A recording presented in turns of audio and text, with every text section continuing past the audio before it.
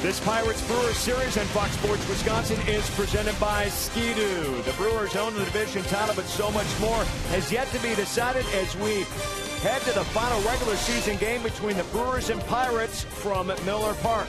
Zach Greinke gets the call, and on paper, there is no one better to throw tonight. He is 10-0 at Miller Park and some sparkling numbers. 161 games into the book, and so much more has yet to be decided and may be decided before this night is over. But we know the Brewers have clinched the division. It's where they play and who completely up in the air. 15 games tonight, 8 have playoff implications for the Brewers. A win and they host game 1 and would play Atlanta if they win the wild card. If Atlanta wins the wild card and the Brewers fall to the 3 seed, the Brewers go to Philly. If St. Louis wins the wild card, the Brewers play Arizona, whether they are the 2 or the 3. We'll track it all tonight. Home cooking in record-setting fashion. Will it provide one more good meal that tastes like a win? BA and Rocks serve it up next.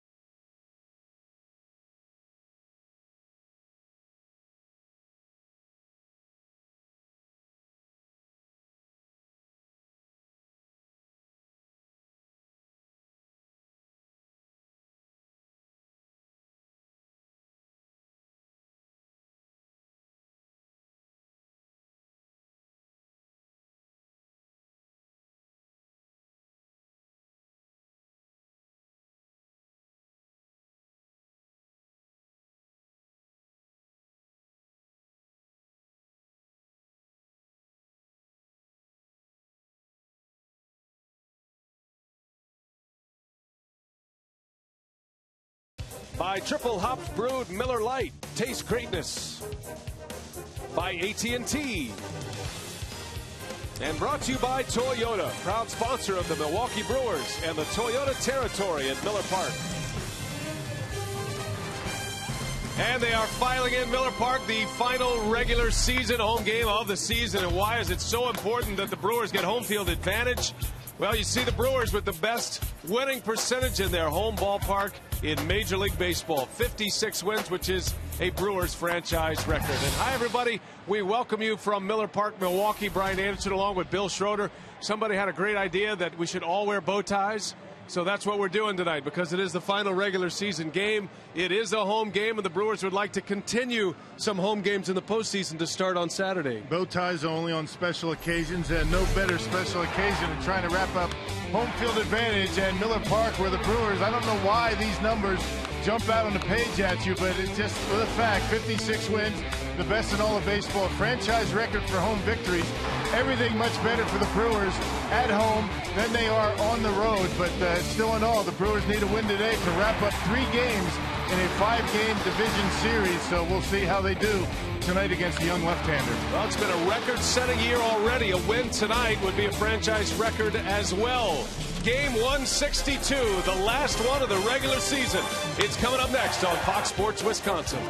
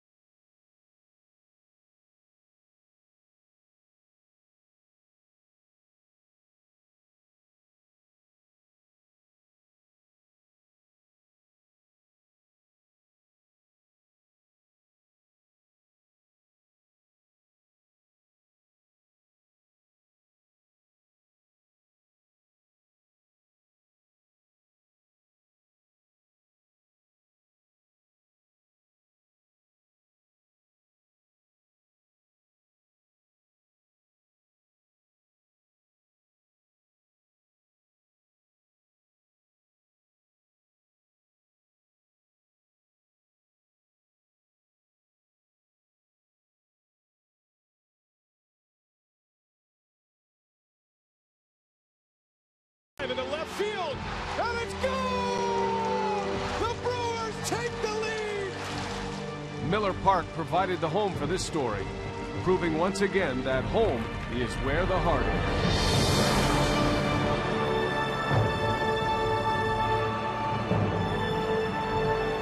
is. In baseball, we don't remember games. We remember moments, and this season was no different.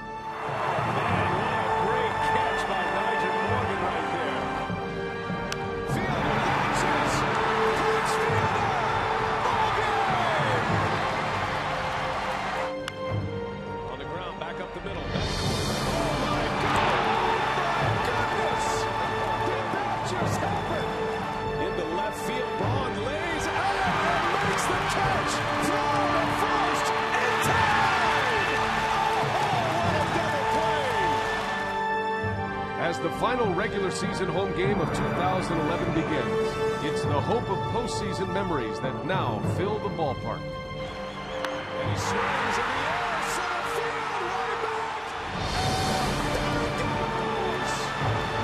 A three-run home run! He's done it again!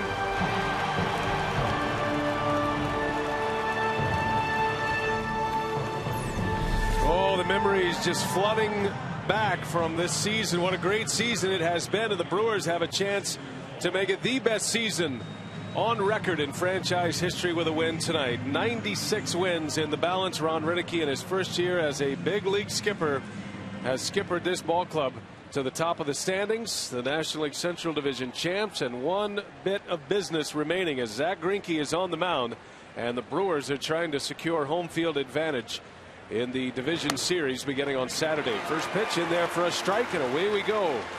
Xavier Paul will lead off. He'll be followed by Neil Walker, then Andrew McCutchen. Zack Greinke is 15-6. And if you want to know how important home field advantage is to the Brewers manager, you see that he has Greinke on the mound for as long as he can go as Paul delivers with a base hit. Our lineup tonight from our fantastic director, Michael Odino. He gives you the Pirates batting order. Now the starting lineups for the Pittsburgh Pirates. Leading off in left field, Xavier Paul. Second baseman, Neil Walker. And in center field, Andrew McCutchen. First base, boy, oh boy, can this guy hit, Derek Lee. In right field, not from Texas, Garrett Jones. Catching, Racine native, Jason Jaramillo. Third base, Pedro Alvarez. Shortstop, Ronnie Cedeno. And pitching for the Bucks, Jeff Locke. Nicely done, Dino, and these Brewers are going to get it out at second base. See a little good karma from the Brewers director. Hard dropped that baseball. Paul in no man's land, and turns out to be an easy out. Did a little editorializing. What was that crack about not from Texas? I don't know what that was, actually. I wasn't sure who that was fired at. Unusual. But Corey Hart not able to make the catch on that line drive, but Xavier Paul was on his way back to first base. So that'll be a 9-6 put out and a fielder's choice for Neil Walker. That's a tough at bat for him. And our thanks to Michael Odino, the man who takes all the cameras, directs the cameras, and makes all these pictures shine brightly. Saluting our great crew this week in the series with the Pirates. Another look at this play. And Hart drops the baseball, but Paul, no chance. And the out at second base for out number one. So Zack Greinke is going to be allowed to go as deep as he can, and he's going to treat this like just a normal start, and the Brewers certainly need him to be on his game tonight. Well, he has been just about every time here at home. 10-0 at .313 earned run average here at Miller Park this year, making his 15th start at home. Bouncing ball. Betancourt takes a tough hop to Weeks the turn, and it is in time. Some kind of double play started by Betancourt. Wow. 6-4-3 it goes, and a good start to the night for the Brew Crew. Milwaukee coming to bat.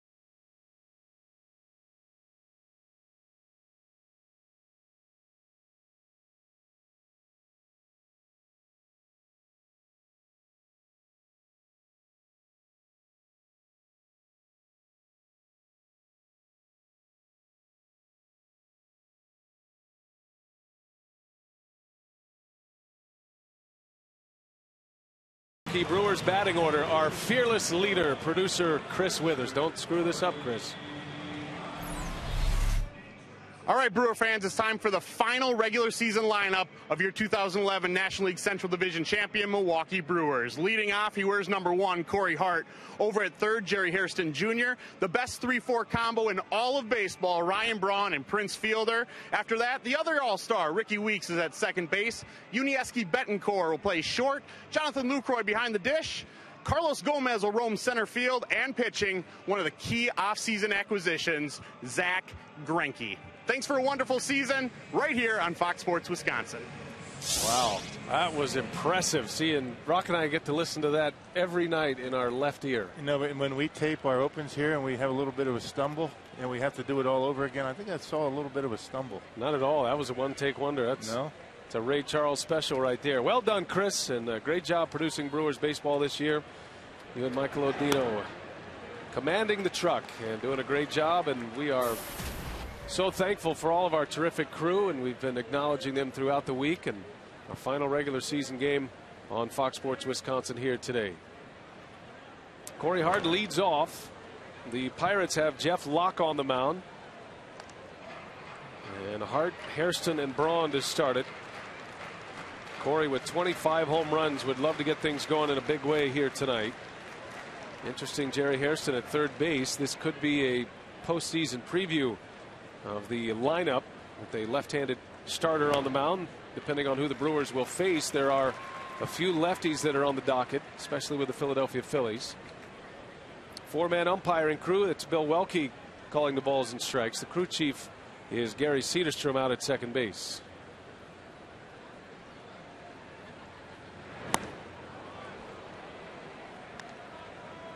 Now the postseason begins Saturday. The Brewers still do not know who they will play. They do not know where they will play, and that might not be determined until tomorrow night, as a matter of fact. The who part. A win tonight or an Arizona loss in Phoenix against the Dodgers, and the Brewers will open the NLDS here at Miller Park, and that'll be Saturday, and that'll be I believe a 12:30 start time here in Milwaukee. You see the Braves up 3-1 on the Phillies right now. These are all the games that we're watching.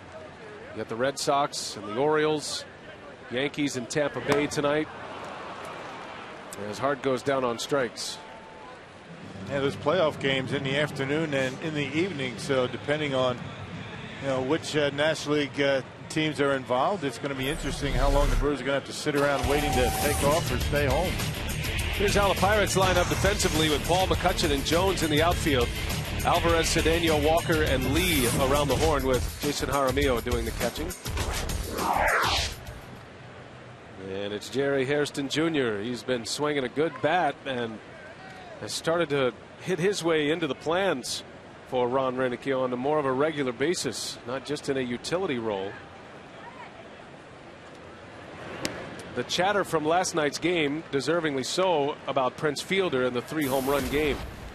But it was Jerry Hairston's catch, a great catch by Jerry Hairston, that got this crowd on its feet and turned into a bit of a rally for the Brewers in a game they would come back to win. You never know what's going to kickstart your offense. Sometimes it's somebody at the plate. Sometimes it's a good defensive play. Sometimes it's your pitcher, but you never know. You never sometimes can pinpoint it. Jerry Hairston has not disappointed anybody with his defense, no matter where Ron Roenicke puts him. Hairston made a catch robbing Neil Walker of extra bases. Ran a long way, caught the ball just as he made impact with the wall in center field. And that sparked a rally at the bottom of the 7th. Fielder's 2-run homer gave the Brewers the lead, and a lead they would not give up. LaTroy Hawkins was the winner. John Axford notched his 46th save, and now Axford is the league leader with Craig Kimbrell for saves in the National League. Brewers have split the first 2 games of this series. They lost 9-8 on Monday and a 6-4 win last night.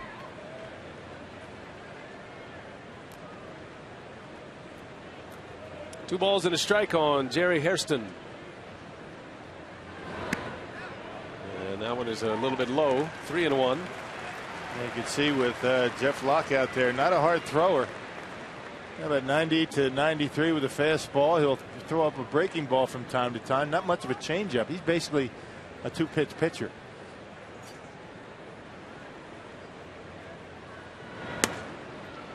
Right down the chute against Hairston.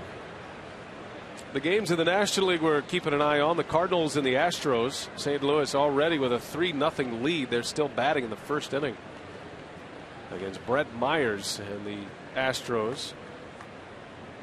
Cardinals have Chris Carpenter up tonight. And the Braves and the Phillies, of course, that game is in the bottom of the fourth. Showed you the score. Atlanta has a 3-1 lead. Dan Uggla with his 36 home run. Yeah, the two National League teams fighting for the wild card, both winning. The American League teams both losing right now. Well, it is starting to feel like a play-in game tomorrow, maybe two of them. 3-2 to Hairston. That one's hit well left center. Base hit. And that is going to go to the track on his way to second. Hairston got to hurry the throw, and Hairston is out. Perfect throw from Xavier Paul. And Jerry Hairston gunned down trying to stretch it into a double. Yeah, Paul doing a nice job angling back and cutting it off before it got to the wall. And as you mentioned, made a perfect throw into second base. Hairston hit it hard on a 3-2 pitch. A fastball right down the gut. Straight as a string, and Hairston hit it hard, but a nice play out in left field cuts him down. One hop right on the money.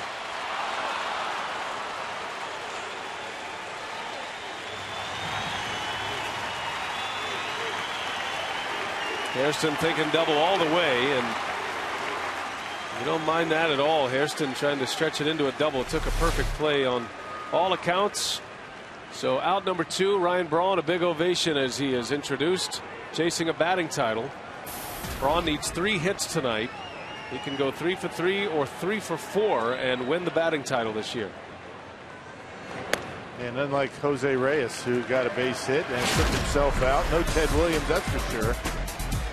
There you see it. Reyes dropping it down the third base line and a base hit, and that would do it for Reyes for the day. 1 for 1. Nothing for the Mets to play for. Ryan Braun doesn't have that luxury tonight. Braun a bouncer to third, and Alvarez will make the play for the out. Side retired in the first.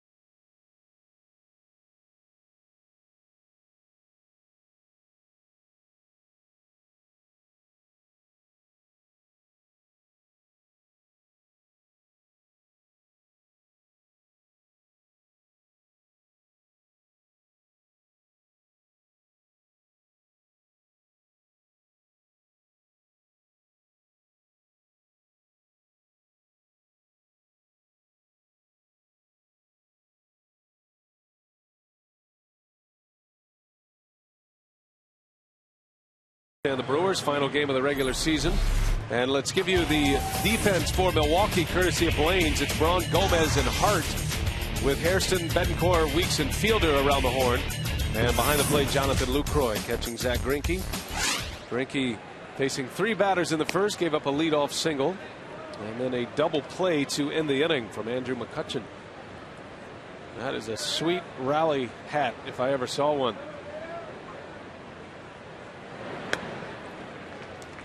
Now the Dodgers and the Diamondbacks will be underway in about an hour.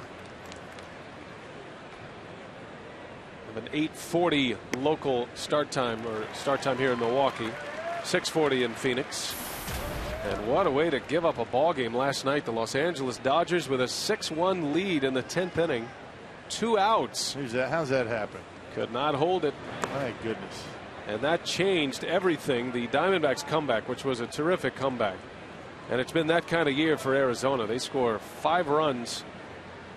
They score 6 runs to win the ball game, and it was a grand slam home run with 2 outs. And all with 2 outs. 2 Amazing. outs. Nobody on. The third batter in the inning was down to his last strike. Ground ball to first. Pitcher didn't cover. Blake Hawksworth. An 0-2 base hit, a walk, an error on the third baseman. All this could have ended the game. Another walk and a grand slam on the first pitch. It happened quickly. Yep. And if the Dodgers hang on to win that game, then the Brewers clinch home field. Today is a much different story for the Milwaukee Brewers. It means Greinke probably goes an inning, maybe 2, turns into a tune-up for a Game 2 start here at Miller Park on Sunday. But still work to do. And talking to the Brewers manager before the game, he was, he's miffed that it didn't work out his way, but at the same time, he is one of these guys that says everything happens for a reason. Greinke did not have such a good start his last time out, and maybe it'll be good for him to have to keep the air in the balloon, as they say, and keep playing hard. He really likes the way the Brewers are playing right now, and how hard they are playing, and how they've been able to maintain their concentration. They've been able to maintain their focus. They just have to win one more game. It's going to take 96 wins to get home field advantage in the first round of the division series.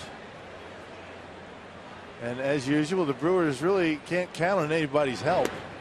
They really haven't done that all year. They got to do it themselves here tonight. Leadoff walk issued to Derek Lee.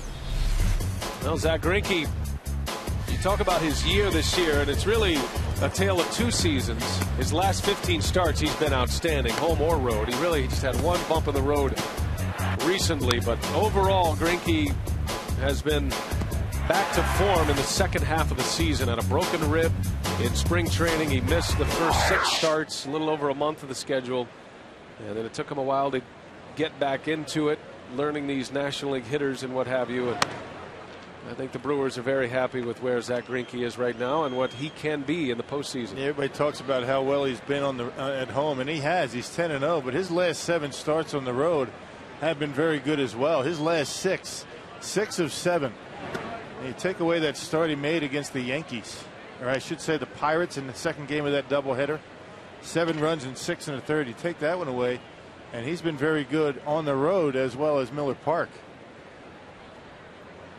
But it is that matchup against the Pirates that creates a little intrigue with this matchup tonight. The Pirates have some pretty good memories, and they're getting their hits against Greinke. So Garrett Jones with a single, the second hit, and first and second with nobody out. Hey, get your tickets now for Brewers on Deck, presented by Time Warner Cable. Sunday, January 29th at the Frontier Airlines Center. Purchased by September 28th to get a ticket voucher for a select Brewers home game next April.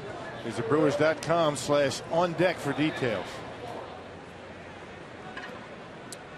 2 on to start the second, and here's Jason Jaramillo. Well, the Cardinals are still at it. They have 5 on the board in the first inning against Houston.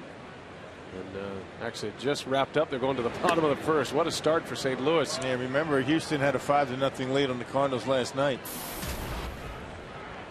Cardinals putting a lot of pressure on the Braves. A Braves win and a Cardinals win tonight. They would do a play-in game tomorrow in St. Louis. And that would be a 7 o'clock Central start.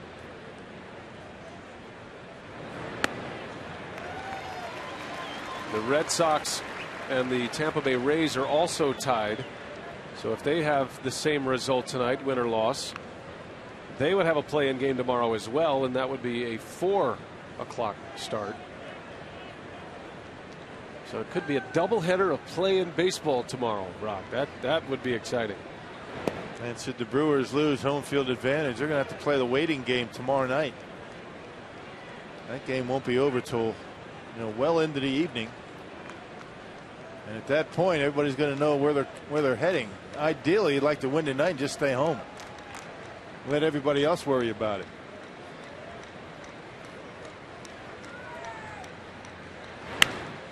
In the air to left, Braun is going back, sizes it up, and makes a play for the first out.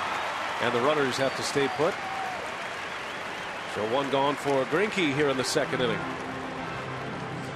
Now, if the Cardinals end up winning the wild card, whether it be tonight with a Braves loss or tomorrow in a play-in game, then the Cardinals would play the Philadelphia Phillies in the first round in Philadelphia.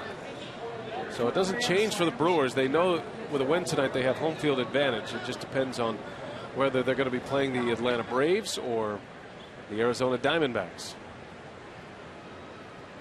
Atlanta tonight has Tim Hudson on the mound.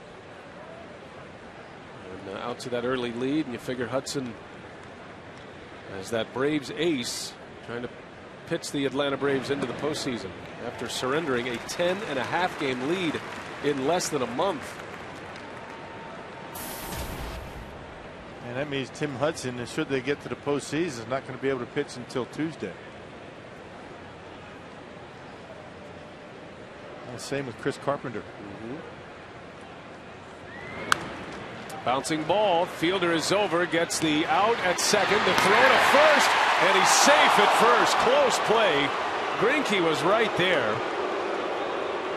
And somehow Alvarez beat it out. That was a beautifully turned double play. They didn't get the out at first, but all the pieces were in place to do it. Give Greinke a lot of credit. It didn't look like it was going to be a potential double play when it was hit. A good play by fielder to go to second base, but Greinke gets to first so quickly and sets himself up that it looked as though it was close over there at first, but good call. Alvarez did beat it by an eyelash. Not by much, but he did beat it. Greinke is some kind of presence defensively. I don't know if I've ever seen a pitcher move like that after the pitch. Gets right to the spot. He fields bunts well. Should be the Gold Glove Award winner in the National League this year for the pitching position. And amongst a number of pretty good fielding pitchers from Milwaukee. So two gone, runners at the corners. Cedeno to Betancourt. There's Weeks for him, and the inning is over. And Greinke works around two base runners to start the inning. Brewers coming up, bottom of the second. Prince Fielder, 3 homers last night, will lead off.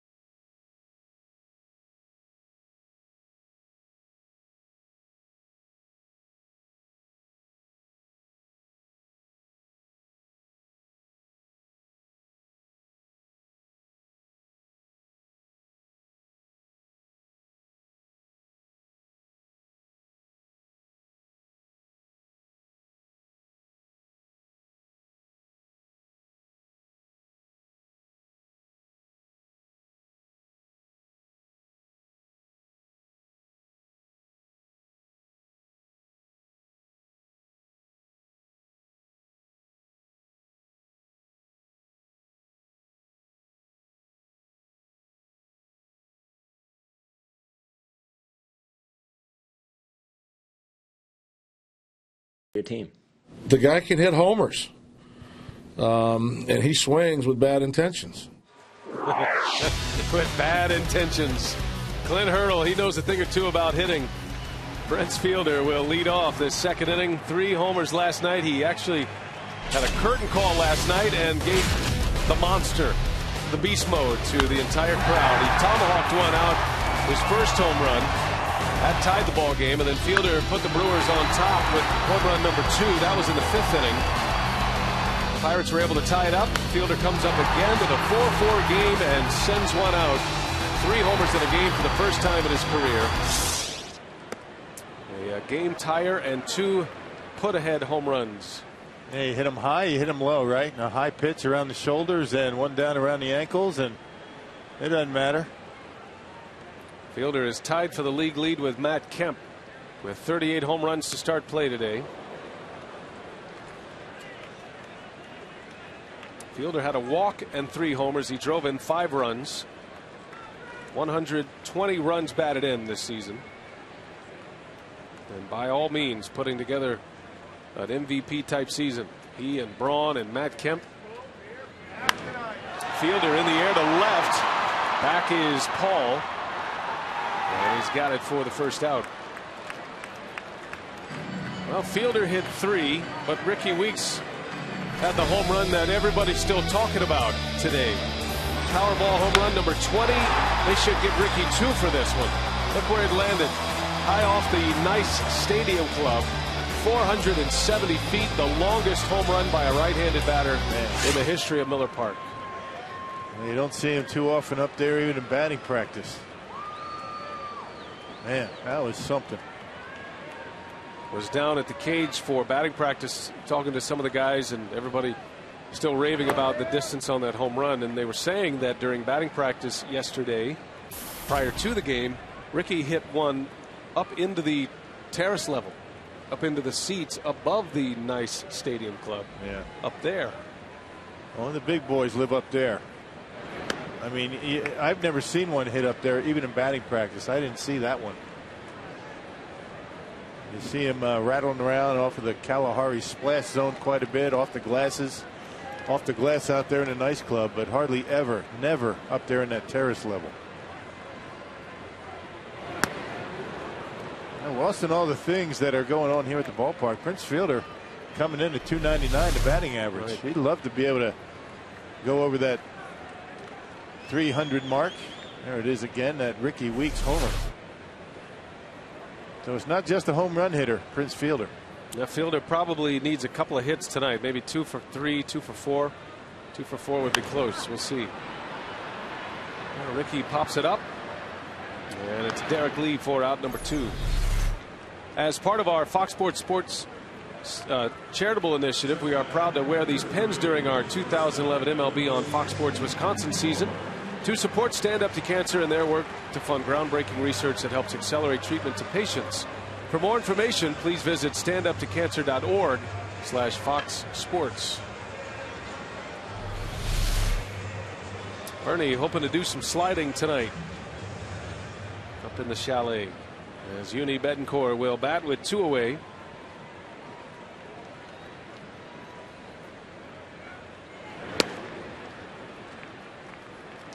Jeff Locke, just 23 years of age, and as Rock mentioned, just his 4th major league start here tonight.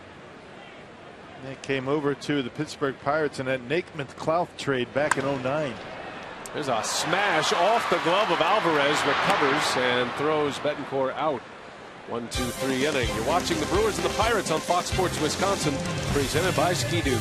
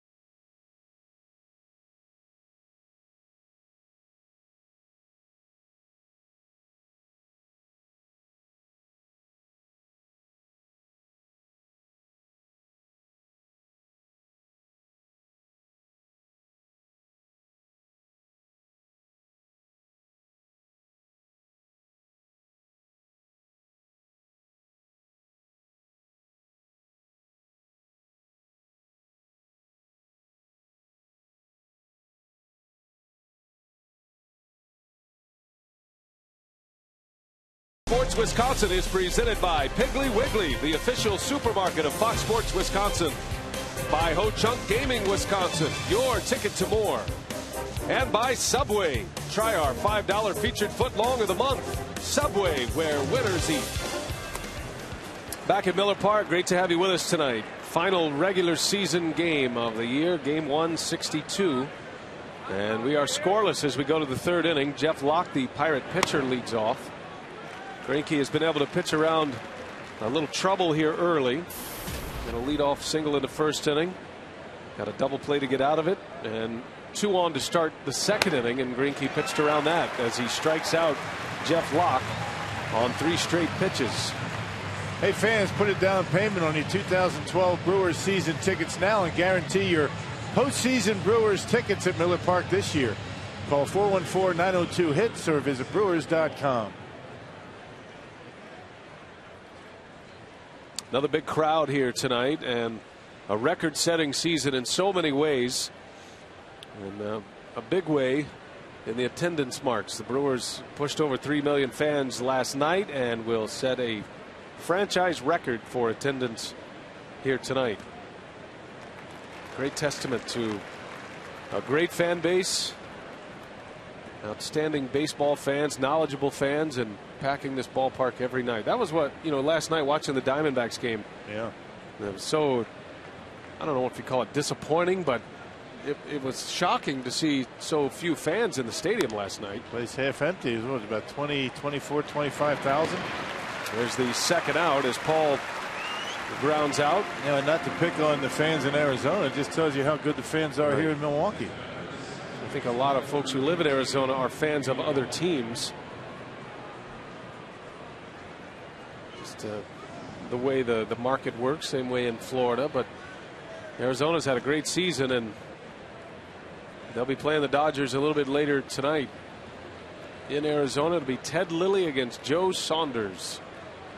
Saunders has had a nice year, and he would be one of the left-handers that the Brewers would face if they have a matchup against Arizona. So I think Ron Renicky is using this matchup with Jeff Locke, a left-handed starter, as a little postseason teaser of a lineup that he might use. Soft liner right to Ricky Weeks, and a good inning for Greinke. Needed that one. 3 up, 3 down quickly.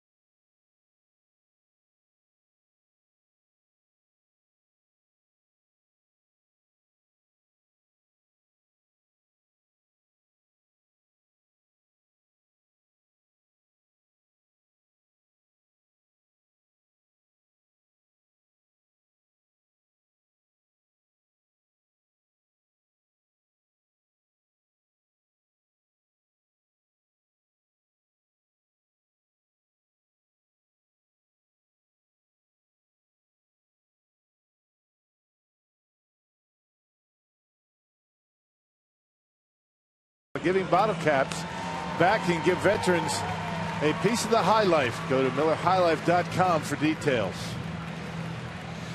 Take a look at our Ski-Doo standings, and the Brewers with that 95-66 record trying to secure the home field advantage. Phillies will secure not only the best record in the National League, but the best record in all of baseball. 101 wins. They could go to 102 with a victory tonight over the Atlanta Braves. Packer tickets for Brewer tickets. That's a good way to start that bargain, because it's going to be a monster sports weekend here in Wisconsin if the Brewers in fact do secure home field advantage. That means you'll have a Badger game and a Brewer game. Brewers will play in the afternoon, the Badgers at night against Nebraska on Saturday, and then you'd have a Packer/Brewer matchup on Sunday. Going to be some serious flipping of the remotes as Lucroy goes into deep left center. That's way back. That one's got a chance to go, and it's gone. A home run for Lucroy.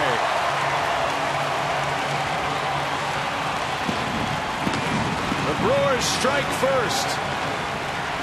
Jonathan Lucroy with home run number 12, and it's 1-0 Milwaukee. Yeah, he was able to center on that fastball. We talked about the fastball for Locke, very straight, not much on it, low 90s, and Jonathan able to get on top of it. Got it a little bit off the end, but enough to sneak it over that left field wall and give the Brewers and Zach Greinke a 1-0 lead. Well, important to start on top tonight. You don't want to be playing from behind. First home run for Lucroy since September 4th against the Astros. And a 1-0 lead for the Crew with Greinke on the mound. And here's Gomez in the air. That is going to stay playable for Lee. And out number 1.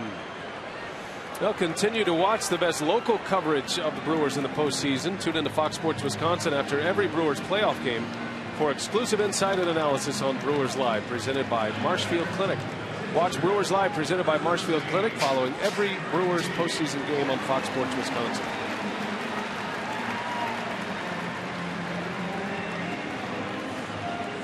Well, that home run by Lucroy means the last 7 runs the Brewers have scored, courtesy of the home run ball.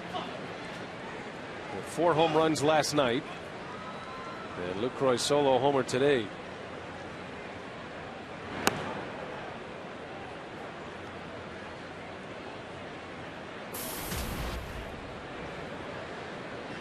Greinke handles the bat well. Has 7 hits this year. That includes a home run.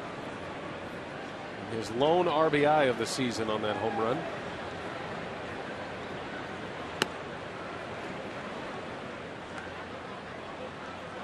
It's going to be a big part of the postseason, the athleticism of the Brewers starting pitchers, and how well they defend their position first of all, and then how well they swing the bat. Plays big in the National League setting as Greinke takes a call at strike 3. The second out of the inning. Well, they might not be, get their hits all the time, but they certainly have proven throughout the regular season that they can drop down bunts, advance base runners, and that's what you look for out of your starters. That allows them to stay in the game a little bit longer if they show enough ability to do that. Manager has confidence to keep them in there and drop those bunts down. Give them an opportunity to win a game. 2 gone. Here is Corey Hart back to the top of the order. That Lucroy home run, the 183rd home run of the season for Milwaukee in game 162, and that brings him to a tie with the Cincinnati Reds for the most home runs in the National League this season. The Reds already played today. They went homerless and got shut out, as a matter of fact, by the Mets 3-0.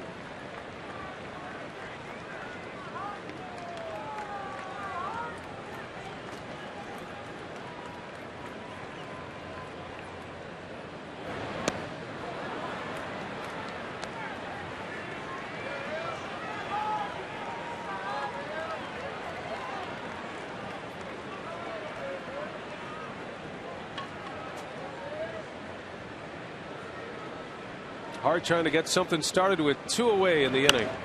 That one's into right, pretty well hit. That one's got a chance to go at the wall. There it goes. Corey Hart, number 26, and the Brewers have a 2-0 lead. Impressive opposite field pop from Corey Hart. Well, he got a breaking ball and way back nicely, and able to bang it out of here in the right field. Out in that Airtran area out and right. Well, Locke was able to throw changeups and fastballs by Corey, but gave him a breaking ball up in the zone. And look at the way Corey able to wait back and drive it to the opposite field for a 2-0 lead. Well, with that home run, the Brewers now take over possession of first place in the National League in home runs. 184 team home runs. 2 in the third inning, and the Brewers have a 2-0 lead. Here's Hairston, drops a bunt down. Not a bad idea. Hart with his 26th gives him 62 RBIs. And Jeff Locke has been leaving a lot of pitches up in the strike zone. First time through, he got away with it for the most part, but curveballs up, fastballs at about 92 up around the belt.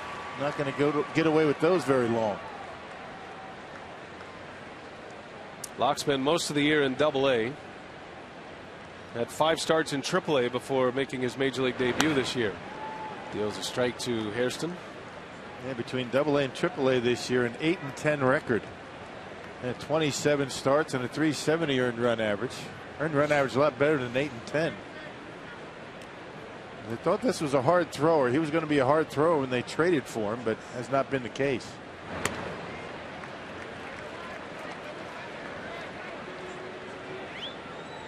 Tough to win ball games in the minor leagues. It's tough to pitch to a decision in the minor leagues with pitch counts and what have you. They are pretty strict in every organization. Usually it's right around 100. And one of the reasons guys are in the minor leagues, and you know, as they develop, is because they don't have quite the command of all of their breaking stuff, and see a lot of high pitch counts in the minor leagues. Which is why when they come up to the big leagues, they don't expect to be able to get much over 100. That's how they're developed. That's what they're used to. You can't expect much more out of them.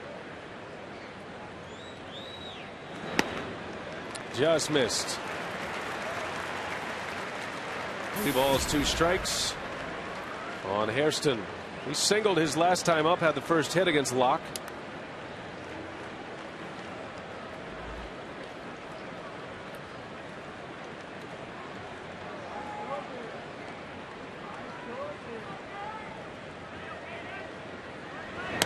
And he lost him. Hairston draws the walk.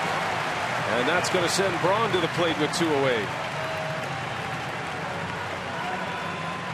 Or so important for that number 2 hitter to be patient at the plate. Nyjer Morgan doesn't walk a lot, but he does give himself a chance to go deep in counts.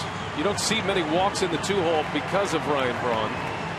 So when you get a chance to get a free pass, you take it, and gives Braun a base runner to work with. I see Jaramillo very animated in talking to Locke out there. They work together down in the minor leagues. He knows him pretty well.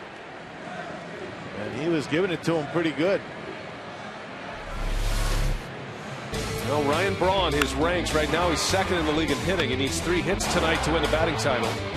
Leads the league in slugging percentage and leads the league in OPS, and he's pushed that OPS, which is on base percentage plus slugging percentage, over 1,000 right now. So that is a huge number, massive number, and nobody's been better in that department. That's a big statistical number that general managers look out as far as production. But he is in go mode now the rest of the way. Braun has to have 3 hits in his next 3 at-bats to win the batting title. 1 more out, and it's going to be Jose Reyes' batting title for this season. The Mets have never had a batting champion, nor have the Brewers.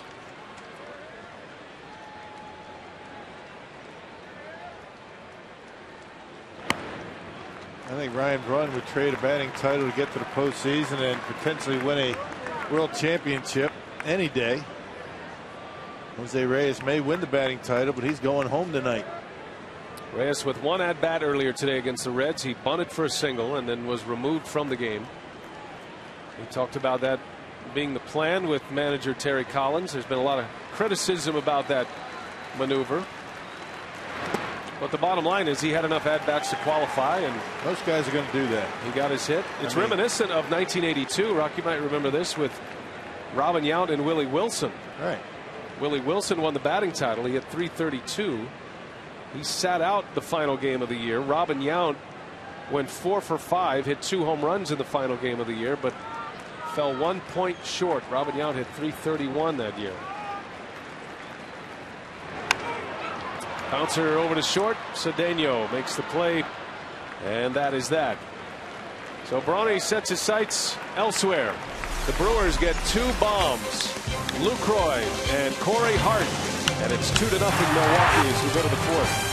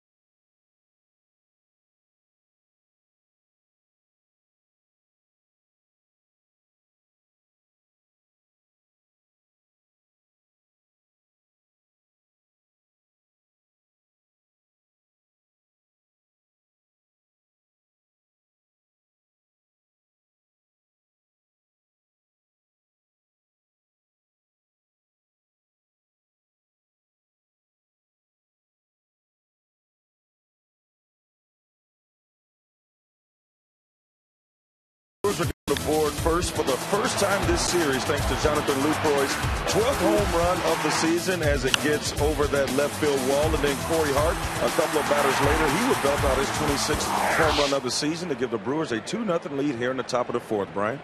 All right, Telly, thanks. And the Brewers off to a good start tonight. Zach Greinke coming off a 3-up, 3-down inning with a strikeout. Andrew McCutchen will lead off. He bounced into a double play.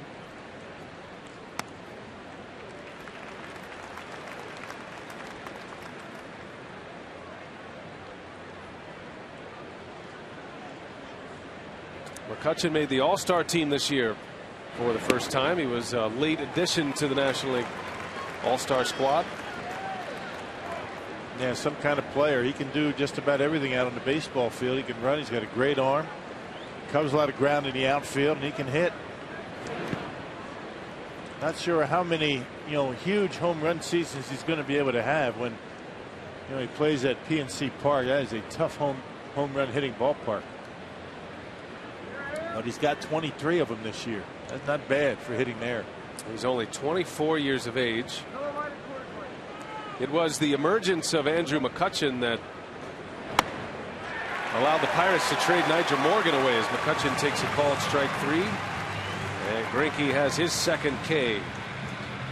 Carsoup.com email the booth question. Peter wants to know, how do you see the voting for the National League MVP finishing?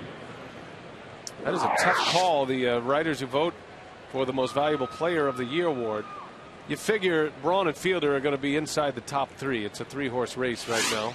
Kemp statistically has the numbers as Derek Lee shoots one inside the line, and that's going to be an extra base hit. So a 1-out double for Derek Lee. Now Kemp has the big numbers, Rock, but Ryan Braun and Prince Fielder both producing in a pennant race. Fielder tied for the league lead in home runs. Got a chance to hit 300 this year. Braun's numbers terrific across the board, including a 30-30 season. Well, it depends on how important it is to the voters. Being in a pennant race, and for Matt Kemp not being in a pennant race on the team that's not going to go to the postseason. That's going to be the deciding factor probably before Braun and Fielder.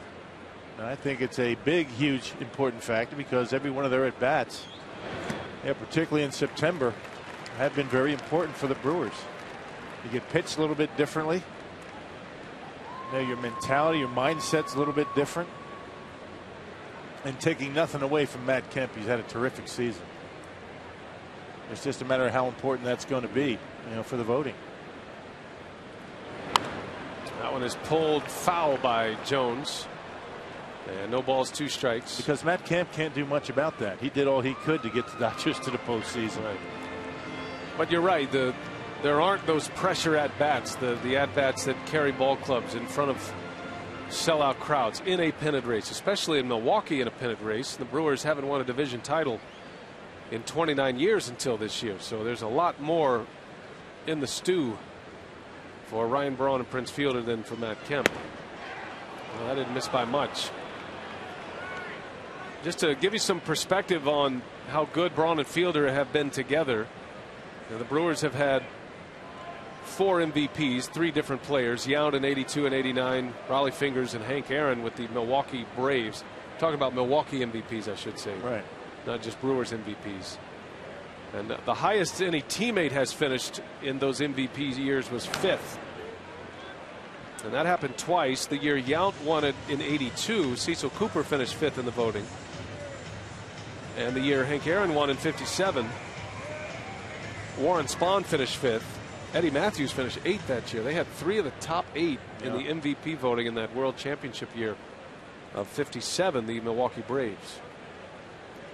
So that fact alone, that Braun and Fielder are going to be 2 of the top 3 in the MVP voting, gives you some context. Ground ball to short. Betancourt makes the play for the out. 2 gone in the inning. Lee advances. Our AT&T trivia tonight. Who are the 4 players in Brewers history to hit at least 300 with 30 homers and 100 RBIs in a season? 4 players to do it.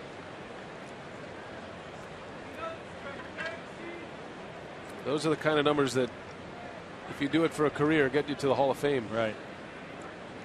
330 and 100.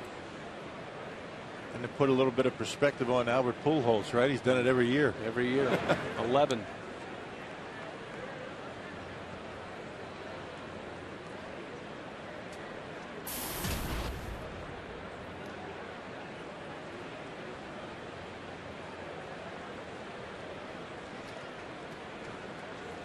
Jaramillo with 2 gone. With a big cut.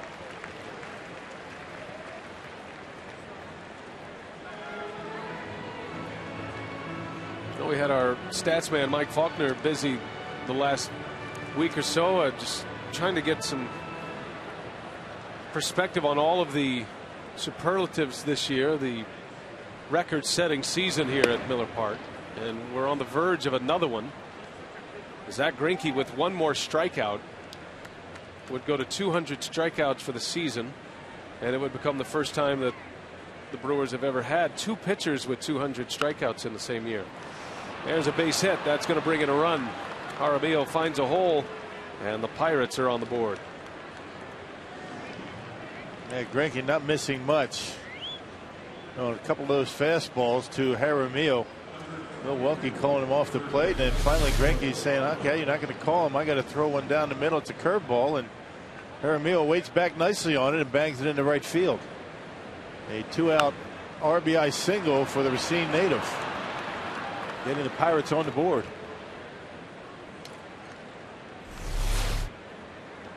Jaramillo's 2nd hit of the series. He started game 1. And now it's Alvarez who takes the ball.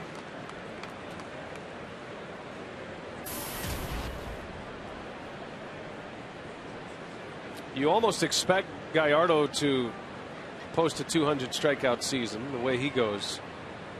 And Greinke has that kind of stuff, but because Greinke missed 6 starts at the beginning of the year, that didn't seem possible. 200 strikeouts. He's making his 28th start of the season, and he's a strikeout away from the 200 strikeout milestone. Yeah, 200 strikeouts in around 170 innings. That's amazing. And you look at this Brewers ball club, there's been a lot of discussion about Milwaukee as they start to prepare for the postseason nationally.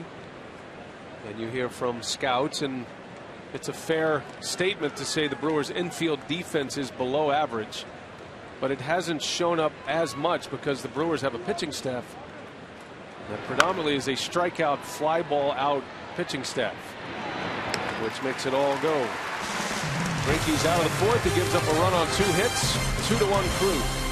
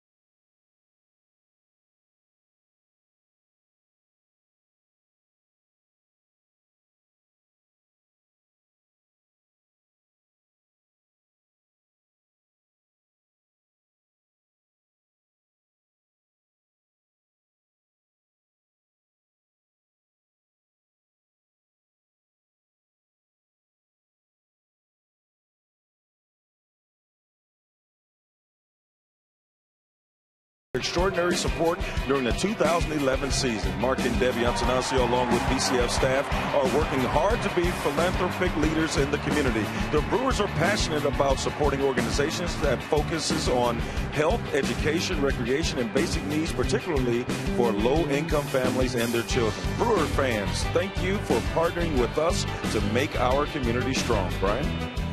All right, Telly, thanks.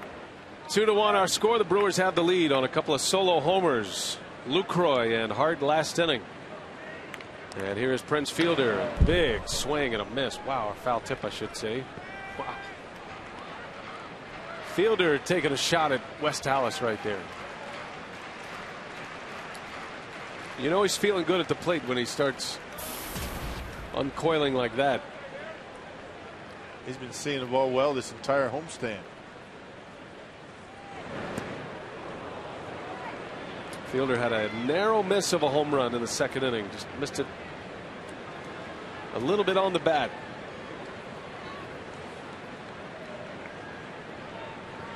Brewers have had three home run games this year. Fielder, the first of his career last night. And there have been only 7 teams in the history of baseball that have had 3 different 3-homer games in a season. And the Brewers have the last 2. Did it in 01, and they did it last night with Fielder's 3 clouds. Talking about one player with 3 home runs in a game.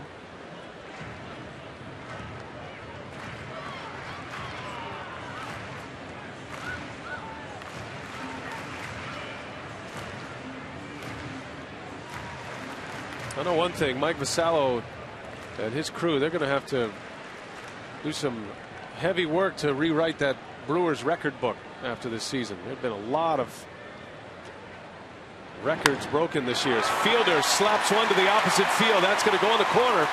Paul, that actually takes a bad bounce, and that'll be an easy double for Prince Fielder.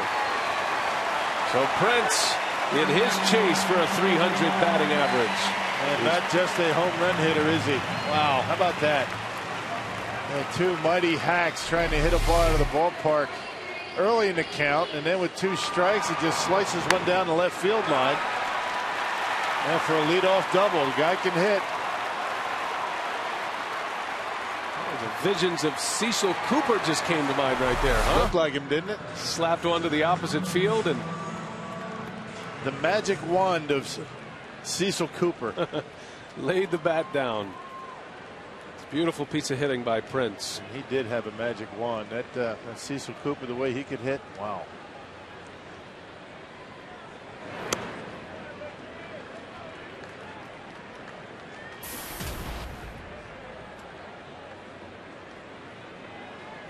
Now Ricky Weeks with a runner at second base to start the fourth.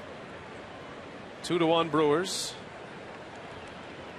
Brewers would love to step on the gas and put a big number on the board. That would allow Ron Roenicke to do some things. At this point, Greinke's in for 5 no matter what. As you see the Powerball home run leaderboard. See where Fielder stands. He leads the club and he leads the league. He and Matt Kemp tied for the National League lead in home runs. Of course, it'd be all right, I think, for Matt Kemp to hit a couple tonight. I wouldn't mind that. If Prince and Kemp can go deep a couple of times. Just for posterity. Put the icing on the cake.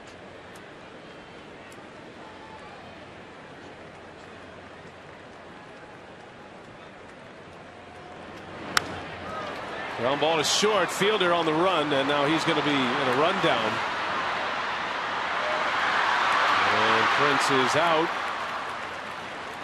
Base running mistake by Fielder for the first out of the fourth inning. The thing about it, he hesitated just a bit. I thought it was going to be a good base running play, and then he took off. And at that point, that was going to be an easy out for the Pirates. Ricky off the end of the bat. You can see Prince hesitated going to third base. Even if he took off right away, he was going to be out. And you never take off to third with a ball hit in front of you. You make that mistake, you're going to be out. And finally, the Pirates able to tag him. So Weeks is aboard on a fielder's choice at first base. And one gone for Uni Betancourt.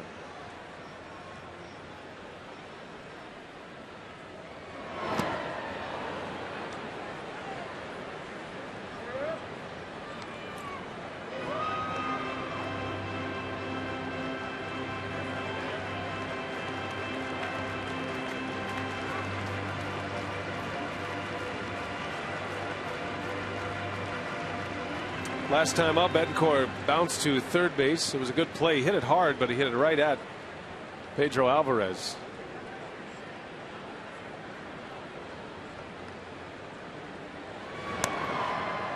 That one's in there for a strike.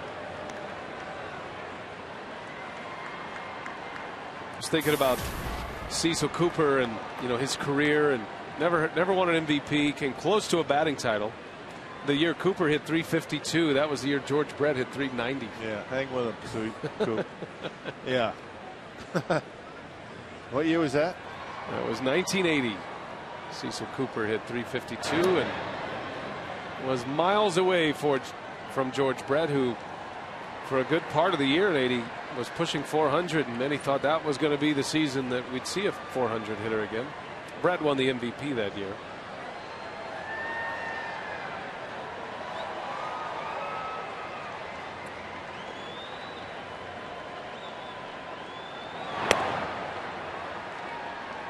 That 352 average by Cooper is still a franchise record, the highest batting average by a Brewer, and that'll stand for another season. Cooper actually has the top two. I checked that. Paul Molitor hit 353, I beg your pardon, 1987.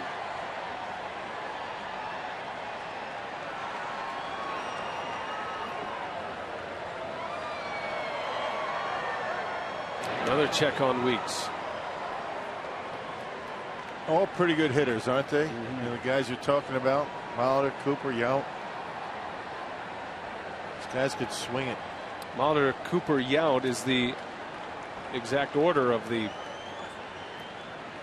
top three batting averages. Dave Nilsson, just looking at this list here. Dave Nilsson in 1996 hit 331, the Aussie. Catcher. And Dave Nilsson, from what I recall, did not get too many infield hits. He was a base clogger in his career. He couldn't run at all. Last I heard, he's still very active in running the Australian Professional Baseball League. We're involved in that. As Betancourt strikes out. Out number 2. Locke throwing the baseball pretty well tonight. Mixing in the curveball. He's throwing a couple of change-ups, and his high fastball straight as a string has gotten a couple of outs for him tonight. Doesn't have much command on that fastball, but he's been effective with it so far. Brewers have never seen this guy. It's always a benefit to the pitcher, at least early on. 2 outs here is Lucroy, who homered off Locke his last time up.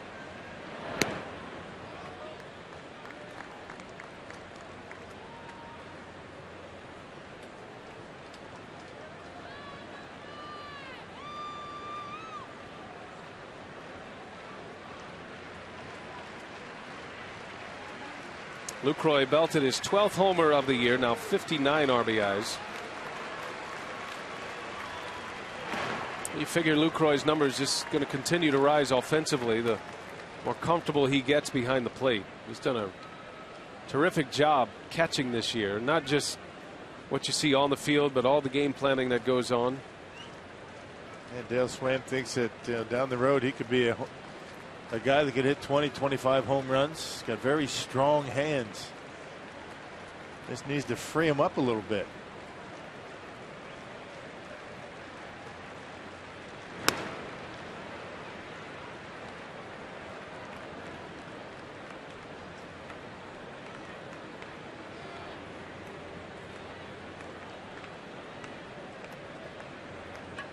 Yovani Gallardo, the Game 1 starter. Saturday somewhere. Brewers are hoping it's right here at Miller Park. 17-game winner this season, Gallardo. Greinke with a win tonight would go to 16-6.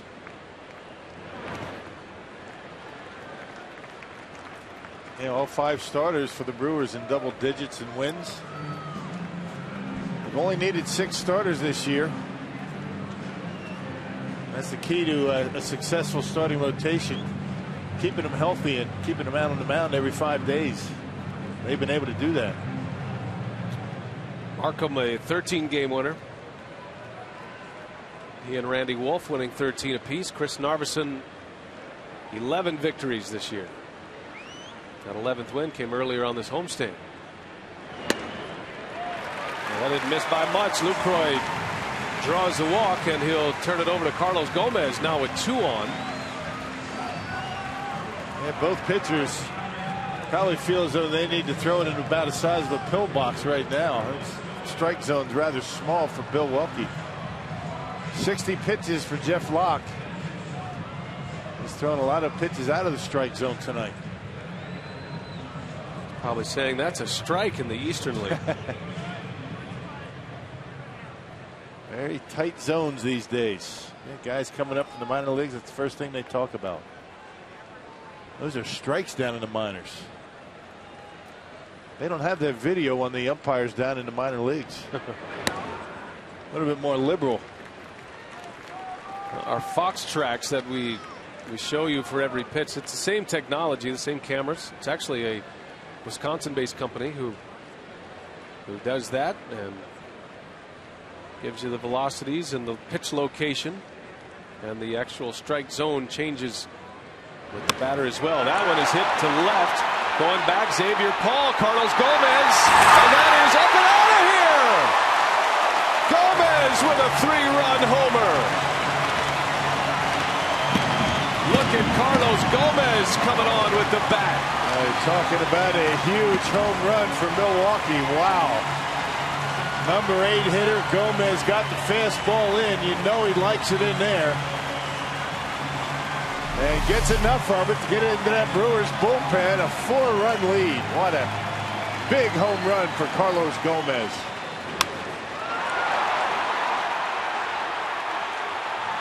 Nice. Xavier Paul gave a great effort It was just out of his reach. And Gomez with a 3-run home run. Not only does that give the Brewers a 5-1 lead, that might earn Gomez a serious look in the postseason. Well, he loves that ball in on him. I mean, you know that.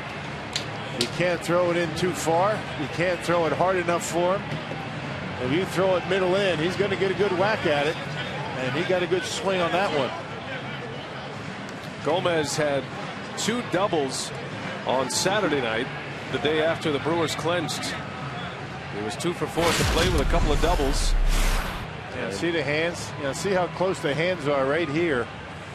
And Gomez able to get extension out away from him, and he's able to drive that ball into the Brewers bullpen. Boy, he loves the ball in. You see it right on the inside corner. All with 2 outs and 3 more runs courtesy of the home run ball. That is the last 11 runs produced by the home run for Milwaukee, and their 3rd tonight. And they'll be the pace setter in the National League in 2011 for home runs. Greinke into center, and it's McCutchen, and the inning is over, but the Brewers strike oil with their 8th place hitter, Carlos Gomez, known for his speed, gives them some power. It's 5-1.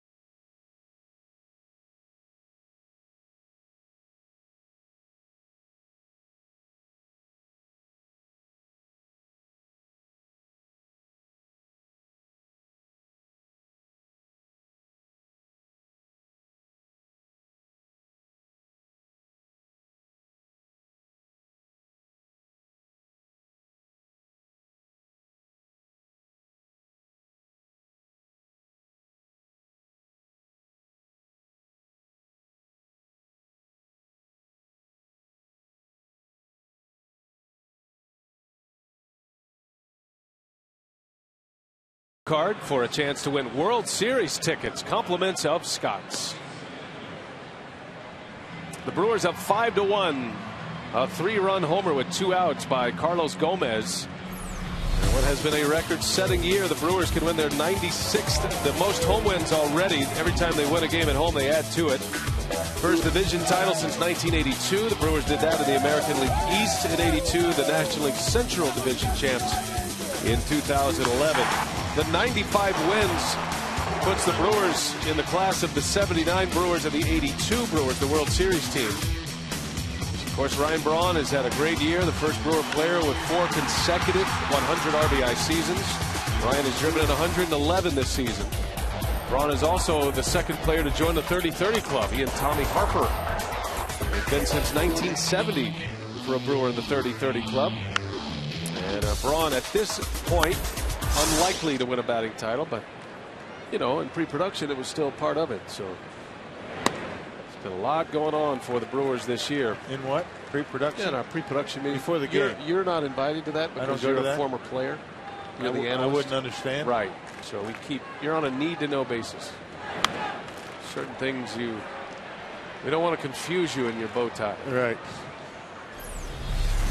By the way, we're not done yet, Rock.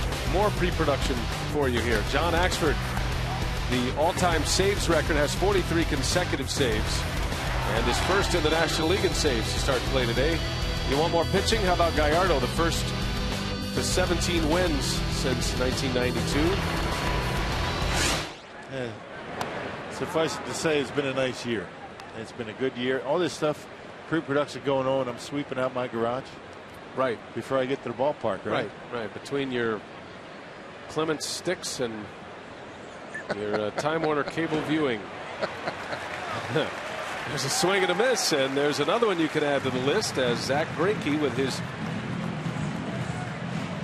200th strikeout and his third of the game. More superlatives.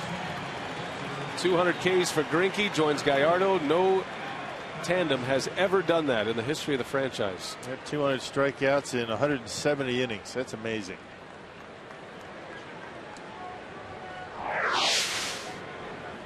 Gallardo has a lot on that list, doesn't he? It's Pagnozzi pinch hits. Slices one foul in the seats.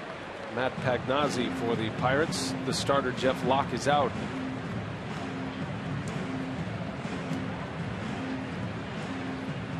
And no shortage of catchers for the Pirates. They've got 4 on their roster right now. Pagnozzi, one of them. Ryan Doumit, Pagnozzi, Michael McHenry, and tonight's starter, Jason Jaramillo. And that's half of the number that they've used this year. They've used 8 different catchers. They've used more catchers than the Brewers have pitchers. 2 more, as a matter of fact. Starting pitchers. The Brewers have only needed 6 to get through 162 games.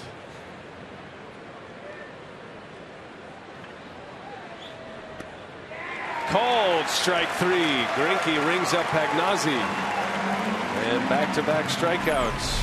How good have the starting pitchers been? Of the 95 wins, the 6 starters have won 72 of those 95. Eating up a ton of innings and quality starts. It seemed like one after the other in the month of August. And you can see where they rank, as good as it gets in the National League. Well, the Phillies have the best starting rotation, no question, with the hardware that starting rotation has put together over the years. But top to bottom, many feel the Brewers have the best pitching staff, top to bottom, when you include the bullpen. Most wins by a starting core, and it's a much different game now than back then, back in the late 70s and early 80s. Those late 70s stats were pretty good, up on the top of that list.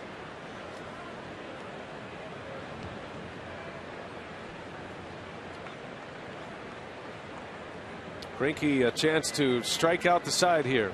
Got 2 gone. As Paul fouls it away, and it's a ball and 2 strikes. And the one guy that was a consistent performer in those late 70s, a guy we don't talk much about, there's not much ballyhoo about, Mike Caldwell. Tough left-hander, was always able to eat up innings. Not a hard throw at all, but boy, he can get people out. Mike Caldwell had 23 complete games in 1978. He finished 23 games. The Brewers have 1 complete game this year. The entire staff. Amazing, isn't it? Our buddy Jerry Augustine led the club in complete games one year. The year before that, in '77, had 10.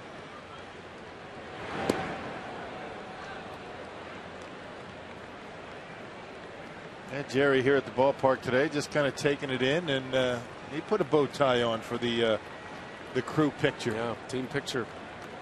Yeah, the bow tie's on, and Tully put a bow tie on and then disappeared for the picture. We're going to have to Photoshop him in.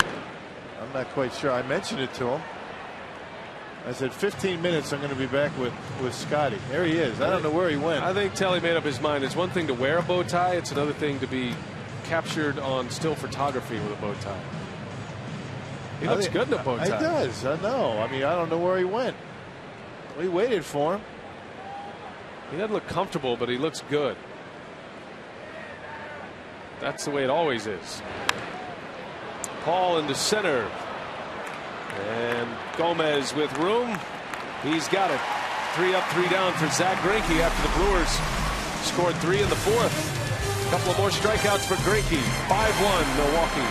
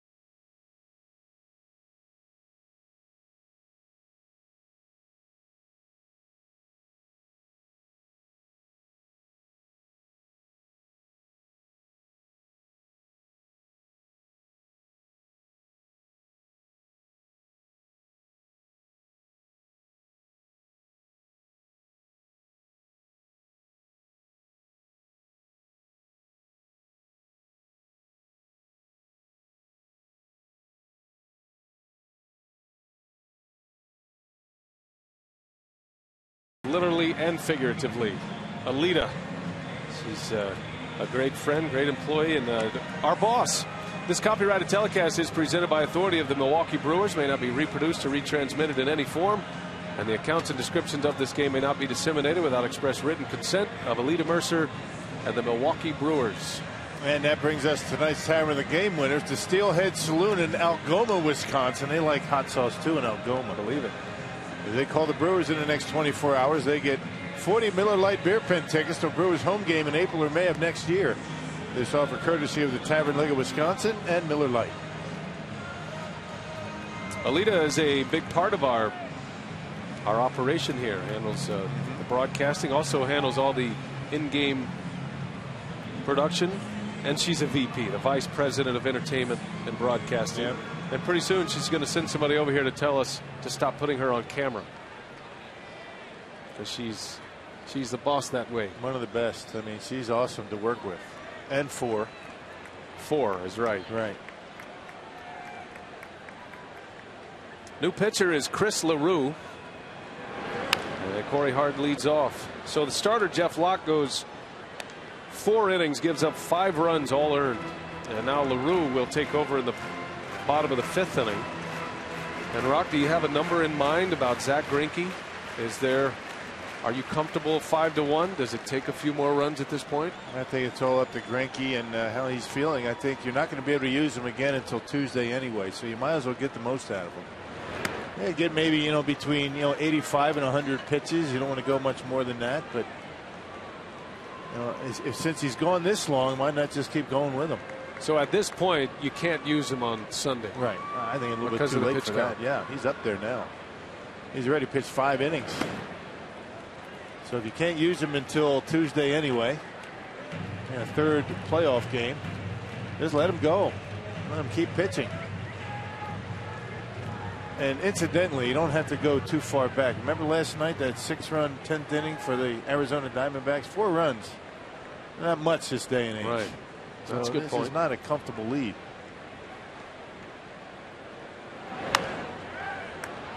There's a bounce here. That bounces off of Derek Lee, and Corey Hart will reach. One of the most sure-handed first basemen in baseball, and he boots one at first. Say, fans, here's your chance to collect a piece of Brewers playoff history. The Brewers Game Day program will feature 4 limited edition covers for the National League Division Series, and each program is individually numbered. Collect all 4 during the playoffs. They'll only be available at Miller Park. The programs are being printed in very limited quantities, and they're sure to become a hot collector's item. If you're coming to the game, get yours early before they sell out. I don't think I've ever seen Derek Lee do that. And we've seen a lot of Derek Lee. An E3 on Derek Lee. And a base runner for the Brewers with Jerry Hairston at the plate. Need to get you some updates from around baseball. We are tracking these games, have some highlights for you. St. Louis has a 7-0 lead over the Astros. Cardinals scored 5 runs in the first. St. Louis taking care of business. Carpenter has a 1-hit shutout going. Hart to second, and he's safe. A stolen base for Corey Hart. Hasn't been running a lot this year, but Hart swiped second base, and now a Brewer in scoring position for Hairston. That's number 7. Yep, had a pretty good lead and a very good jump. That's a good sized lead. Corey with his head down and in there feet first. You don't see that very often anymore. It's usually the head first slide. A good throw by Jaramillo, right on the money, and a very quick release, making it close at second. But Corey able to get in there safely.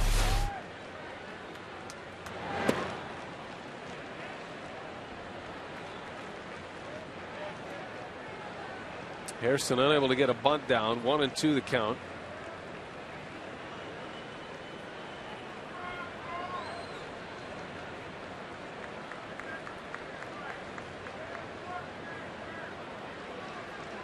Getting started with a Derek Lee error, his first error as a Pirate. And a stolen base for Hart. Now at second for Hairston. All right, let's take you to Atlanta. Turner Field, Braves, Phillies. Ibanez with the bases loaded. Johnny Venter strikes him out. That is a huge out. Might just save the season for the Atlanta Braves in the short term. That's 3-2 Atlanta right now. If that score hangs on, the Cardinals hang on to beat the Astros. We're talking about a play-in game tomorrow in St. Louis. Over in the American League, the Yankees lead big on the Rays, 7-0. David Price was roughed up tonight. Yeah, he didn't last long tonight. Mark Teixeira with 2 homers. Andrew Jones homered. Yankees have the best record in the American League. And they're looking for their 98th win of the season.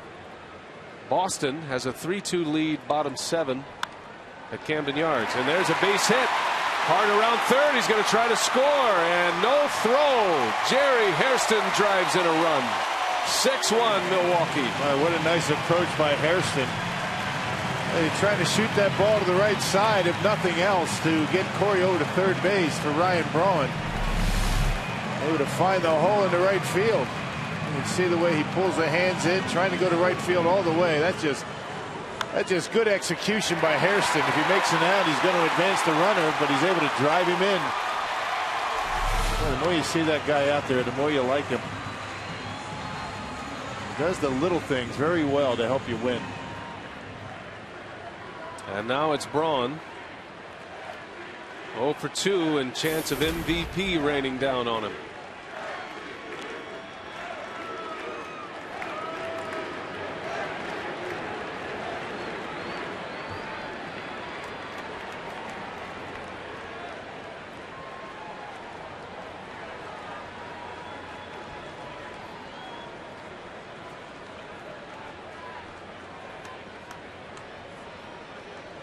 Braun with a couple of ground outs in his first 2 at-bats. The batting title is out of reach. How good has Braun been in his first 5 years? He has supplanted Prince Fielder. Home runs in his first 5 years. Just an incredible list. We have been updating this all throughout the season. And Braun 10th all time. 2 home runs away from Chuck Klein for 9th. A Hall of Fame list there. Takes a lot to get your name on that list. Yeah. Just amazing that it seems like every year, as good as he's been from one year, he seems to get better the next year. You wonder what he's got in store for us in 2012. What's notable about that list, there are no teammates on that list. Braun bounces it foul. Consistency, it's there as well. Last year Braun hit 304. He's had 4 years hitting above 300 in his first 5 seasons. He's got a chance at a career high with RBIs with a 3 RBI game tonight. And will hit for the highest batting average of his career this season. Big chopper to third. Alvarez to second for 1, and that's all the Pirates will get.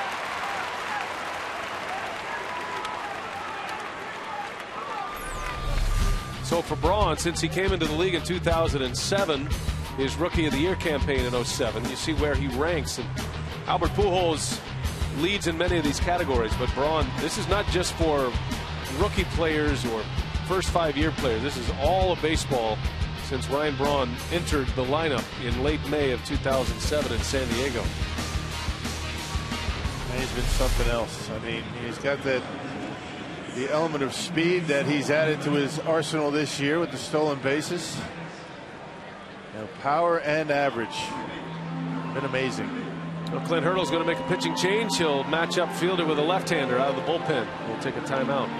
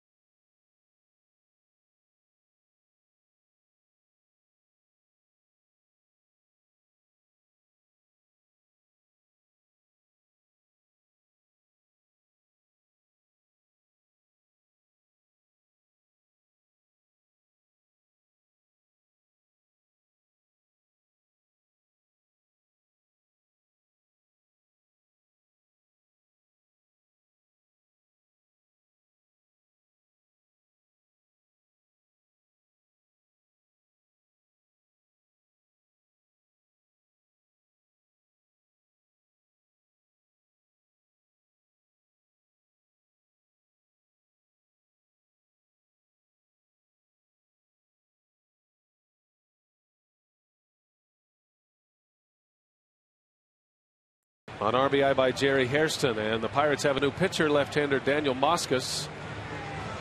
Clint Hurdle playing matchups here early, as Moscas will match up against Fielder in the 5th inning. Well, he can, because he's got 4 left-handers down in that bullpen, 11 pitchers, relief pitchers overall. 31st appearance for Moscas, his first appearance in the series. The only left-hander that the Brewers have seen has been Watson, Tony Watson. Good numbers for Moscas at that 3.04 earned run average.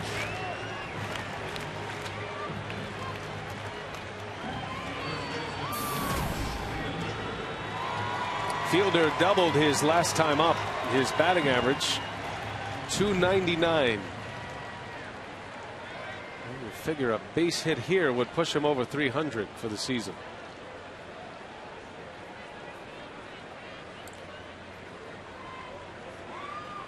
Braun over at first with 1 away.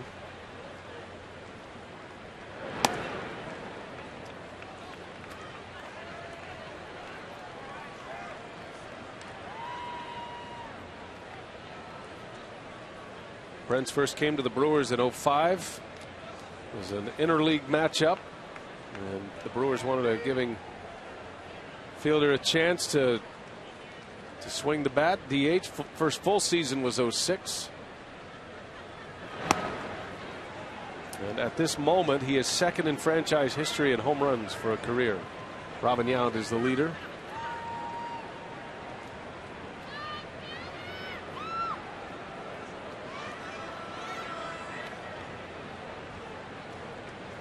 He's been a home run derby champion, an all-star game MVP. And now he's looking for some postseason magic. You know, the numbers for Prince speak for themselves, but what he does that, you know, most people are not aware of is what is most impressive about Prince.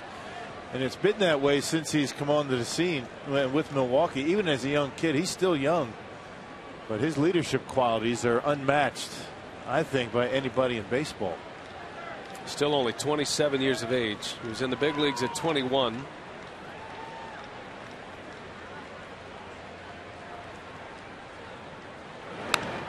Fielder pulls one to right. Garrett Jones is there. And there is out number 2.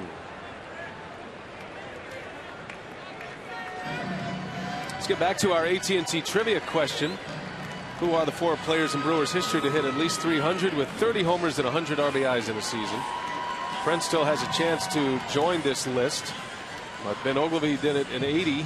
Cecil Cooper in 82 and 83. John Jaha is a name that you might not have guessed. 1996, and Braun's done it twice, including this season.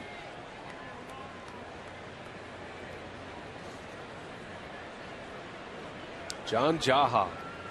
I saw John Jaha play in the minor leagues, and in El Paso. Rock, you'll remember this. In El Paso, when you hit a home run, they pass the hat. They line up, and you hold your batting helmet out, and fans would line up, drop $1, whatever they drop in there, shake your hand, and right. Jaha DH'd a lot, so he got to stand there. He could walk into the multiple stands. innings. Yeah, I was a catcher, and I got kind of shortchanged a little bit, literally. Jaha didn't pay rent all season after all the home runs there, as Braun steals second base, adding to his stolen base numbers. That is number 33 for Ryan Braun to go along with 33 homers. Yeah, pretty good throw by Jaramillo on his knees. Jaramillo's got a good throwing arm behind home plate. Watch this.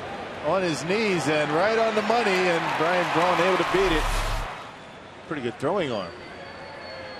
Pitchers aren't giving him much help. Second steal for the Brewers, both in this inning. And a base hit can add one more to it. 2-0 the count on Weeks.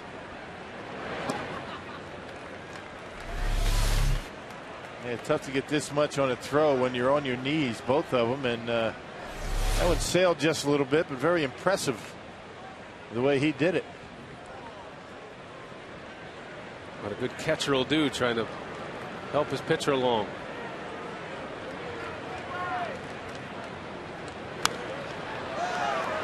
Moscas has an unusual delivery to the plate. It's Rob Nen-like. He actually puts his foot down prior to his stride. And taps the toe twice, right? I've seen guys do it close to the rubber. This one is a little bit extended. Fielder says, "What is that?" It's his lead foot.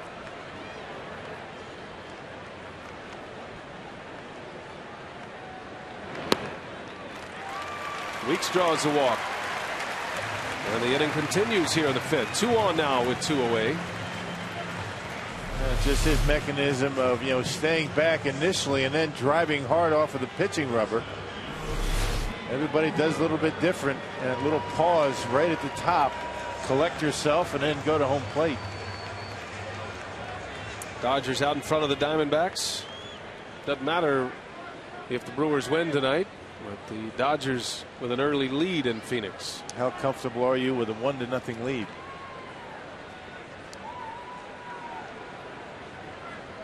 Two on, 2 out. Here is Betancourt, and he takes a ball. I take it not too comfortable. I was fairly comfortable with a 6-1 lead last night, but apparently not. Man, what an emotional roller coaster that was last night, huh? I had a text message all written out and ready to send to Eddie Cedar. Oh, it's a good thing you didn't send that last night. You had your. I was encouraged with 2 outs and nobody on, 2 strikes on the hitter. And I was ready to hit send. Kate says, "Don't do it yet. It's not over yet." That's your wife being the smartest of the 2, making the right choice. She saved me. Good job, Kate. Saving you again. Roenicke and Greinke having a discussion. Be interesting to see if the Brewers score here. Greinke will come back out. 2 balls, no strikes. And it's 3-0 on Betancourt.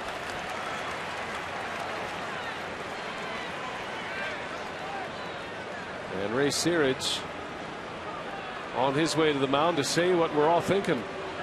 Betancourt is not looking to walk typically. So to fall behind 3-0, you have to be missing badly. How many times do you think Ray Searage has been out to the mound in this series?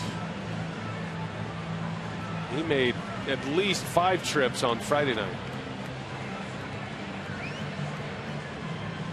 I only had so much biomaterial prepared for Ray Searage. We used that up in the first game. Yeah. The former Brewer. I caught Ray. I have a lot of material, but nothing I can use. We were in the minor leagues together. Spent our early years with the Brewers together, and he was a lot of fun. We had some good times together. He could throw it. He had good velocity, good slider. Yeah.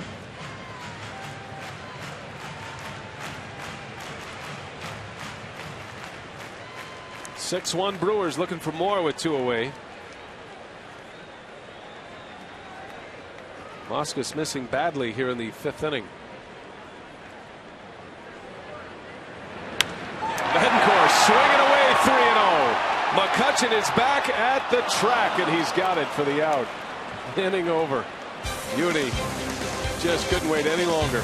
You're watching the Brewers and the Pirates series on Fox Sports Wisconsin, presented by Ski-Doo.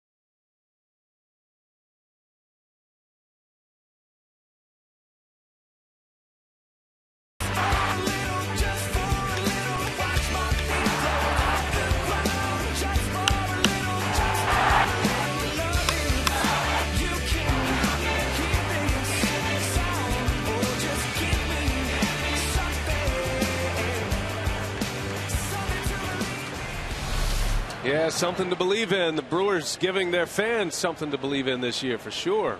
6-1 Milwaukee as we go to the 6th inning. Zach Greinke is back out there. Mark Attanasio getting high fives. It's his birthday tomorrow. They just announced him here on the big scoreboard, and look at everybody lining up to have a knuckle five or a high five with Mark Attanasio. That's great. Fans love him, and he's done a great job with this organization. There's a base hit to right, and Hart cuts it off. On his way to second is Walker, and he is in there with a double. Almost overslid the bag. But a leadoff double for Walker.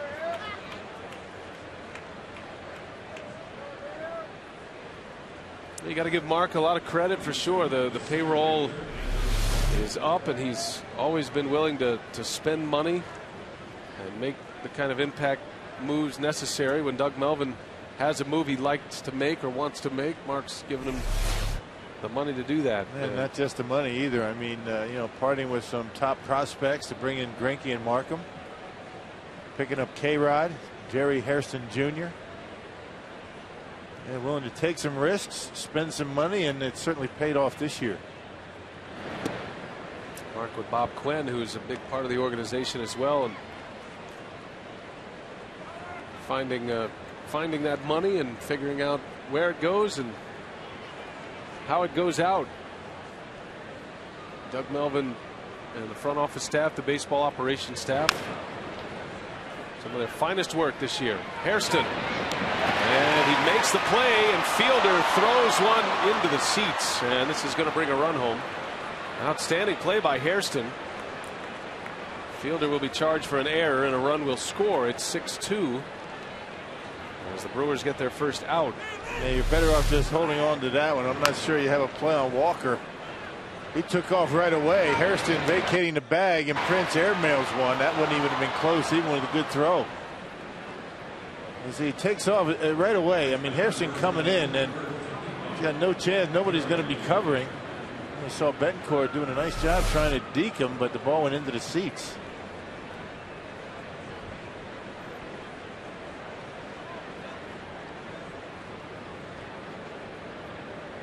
There's Derek Lee and a bouncing ball. Betancourt winds it up.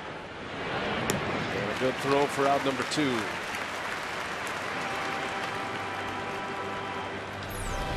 And here we go to Atlanta. Craig Kimbrel on the mound, and this is going to be a blown save for Craig Kimbrel. A sacrifice fly off the bat of Chase Utley. The Philadelphia Phillies have tied it. 3-3 tie in the 9th. Kimbrel blows another one. I believe that's his 8th blown save. Kimbrel tiring. Boy, he was unhittable early in the year. He and Johnny Venters. So now the Braves season is on the brink. The Cardinals are winning big. St. Louis is all over the Astros, 7-0. Carpenter's working on a 2-hit shutout. That game's in the 7th inning.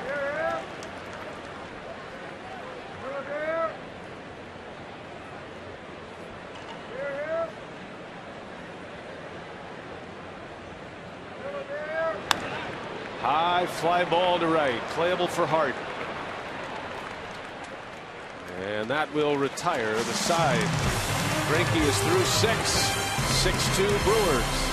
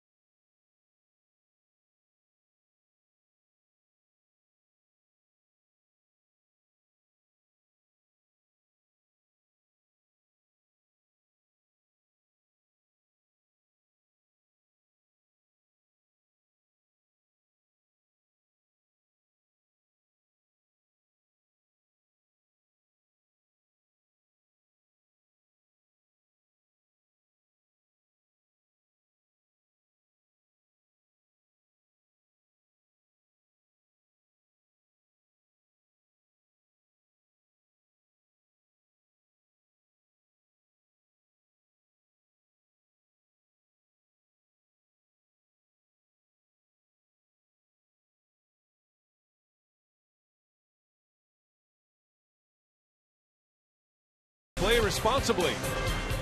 By AirTran, go, there's nothing stopping you. By the Miller Lite Vortex bottle, taste greatness. And by Ski-Doo, the annual clearance event is going on now. Hey, the Brewers team store by Majestic at Miller Park is the official place to get all your postseason gear with extended hours, 8 a.m. to 8 p.m. daily throughout the playoffs. Call 414-902-4750 or stop by the store today. Our final telecast of the regular season here on Fox Sports Wisconsin. Turn it over to the networks for the postseason, but don't forget we'll have the postgame story for you on Fox Sports Wisconsin as long as the Brewers are in it. Please don't make me choose between the Brewers and Badgers this Saturday. I think you're in good shape. Brewers game is going to be, I believe, a 12:30 start. I don't know if that's official or if that's what they're considering, but I believe that is what is on the board, 12:30, and then the Badgers are on in prime time that night. So you're in good shape for Saturday. Brian Burris is the new pitcher. His number is only his 5th game this year. One of 4 left-handers down in the bullpen. 12 relievers to start the night for Clint Hurdle and the Pirates. So these guys can make pitching changes as often as they choose. So Burris, the 4th pitcher used. 6-2 Brewers, and here's Jonathan Lucroy, who homered back in the 3rd inning. He walked and scored in the 4th. 5 of the 6 runs delivered by the home run ball. Lucroy had a solo homer. Carlos Gomez a 3-run homer. Corey Hart with a solo shot. Looks like maybe Greinke is going to be done for the night up on the top rail.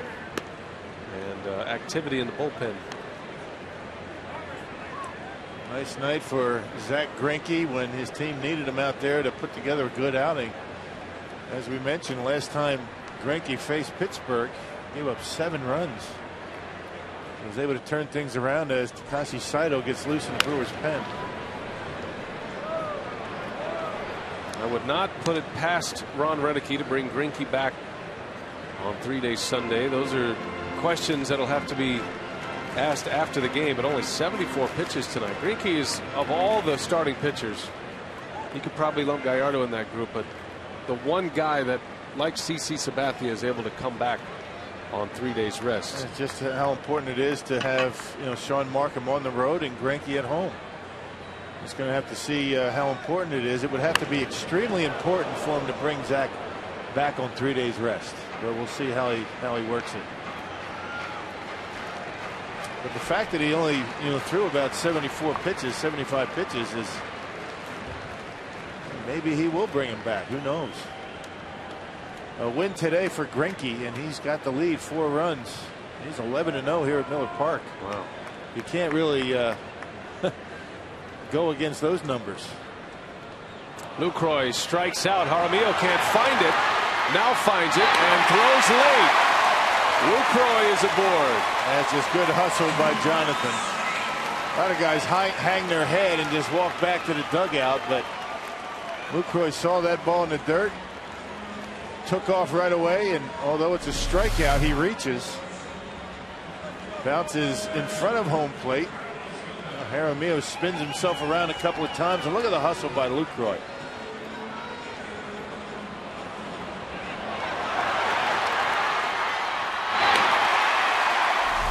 So for the 2nd straight inning, the Brewers looked like they were going to have an out with their leadoff hitter, and it ends up as a base runner. There was an error by Lee last inning.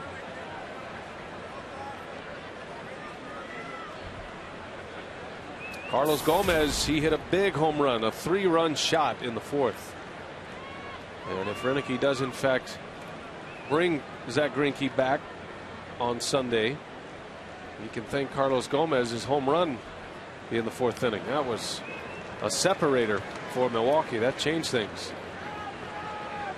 Yeah, had the game been a little bit closer, and a 4-run lead again is no short thing, but with the way the Brewers bullpen has been, you like your chances. Had it been a little bit closer, he would have allowed Greinke to stay out there, I think.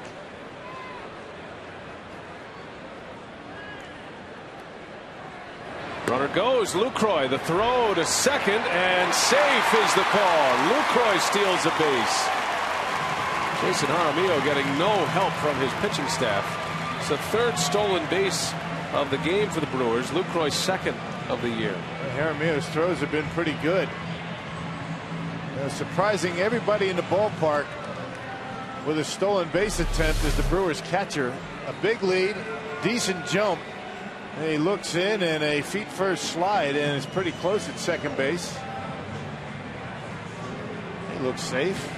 Could have gone either way, but Brewers get the benefit of the doubt.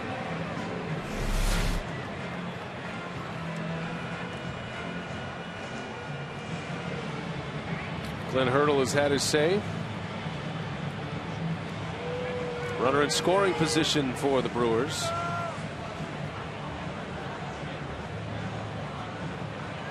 Got to be impressed the way Gomez has swung the bat since returning from the disabled list. He had a brutal injury, broke his clavicle, his collarbone, in Arizona late July, just after the All-Star break, actually. 6 weeks on the disabled list, missed a lot of at-bats. He's come back. Not only has he swung the bat well, but he's actually made some great catches, and one of the catches that he made in Cincinnati was almost identical to the one he broke his collarbone with. And the fact that he did it again and came out healthy, it shows you he's not even thinking about it anymore. Yeah, he's not timid. He's going to go 100% no matter what. And he draws the walk. Well, get all your high school football action with Fox Sports Prep Zone. Log on to foxsportswisconsin.com. Click on the Prep Zone tab. You can watch up to 4 high school football games all at one time, live each week. Friday at 7, watch this week's featured games. And have a pinch hitter, Josh Wilson. So the night is over for Zach Greinke. Officially, 6 innings, 5 runs, 2 earned for Greinke. Well, you figure that Wilson's going to be up there to drop down a bunt. And Brewers would love to get some insurance.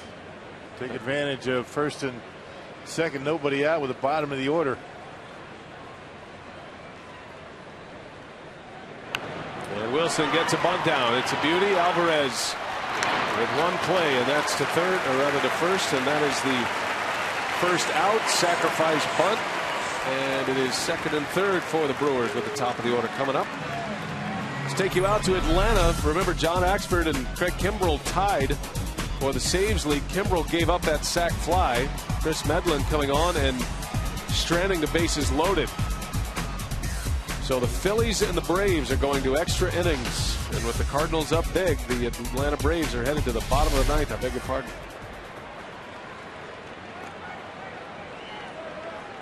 So to the bottom of the ninth, the season on the line for the Atlanta Braves. Here's Corey Hart with 2 on and 1 out. In the air, center field, McCutchen is there. Tagging at third base, Lucroy. The throw comes to third. Lucroy scores. Gomez to third base. And the Brewers have added to their lead. A little small ball here in the 6th inning. Glenn Hurdle taking a bit of a gamble bringing the infield in, but Corey Hart on the first pitch hitting it deep and up into center to give the Brewers a 5-run lead back. So another mistake in the 6th to lead off the inning by the Pirates comes around to score. 7-2 Milwaukee. Hart with a couple of RBIs tonight. And here's Casey McGee. And Brewers have been as good as any team in the National League, dropping down bunts and driving in runs with sacrifice flies. No team has driven in more runs with fly balls than the Brewers. All part of the Renicky plan to advance runners at all costs, whether it be the sacrifice bunt, bunting, or rather hitting behind a runner. It's amazing how many big innings occur when you're just trying to squeeze 1 run out of an inning, just by being fundamentally sound.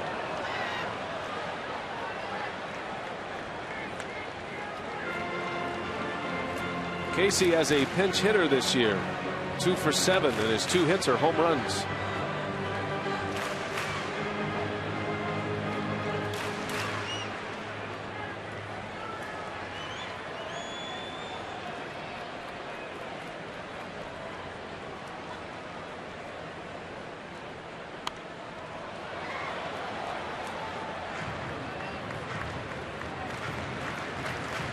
The pinch hitting numbers for McGee, pinch hitting for Jerry Hairston.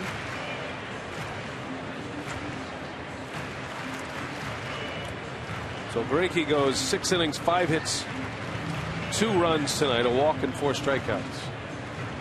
And Greinke's ERA will finish at 3.83 this year. He's got a chance to go to 16-6 if the Brewers can hang on and win this game. 16-6 and a 3.83 ERA, not bad for missing your first 6 starts. And you remember the his first month. I mean, he was giving up runs. His earned run average was in the mid-5s. That's how good he's been since that tough start. The 16 wins would match his career high. His 16-win season, his other one came in his Cy Young Award year in 2009 with the Royals.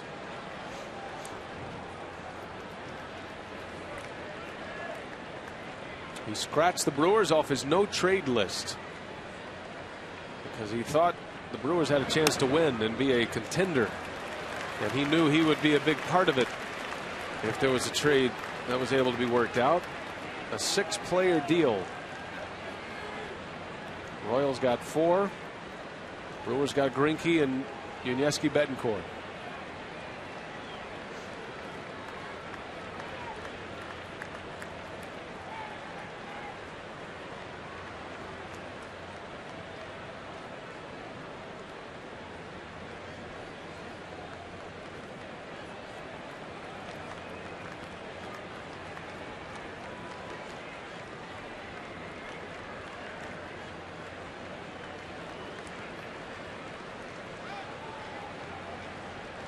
Full count to McGee. And a swing and a miss. Down he goes on strikes. And the inning is over, but the Brewers add to their lead. It is now 7-2 Milwaukee. We go to the 7th.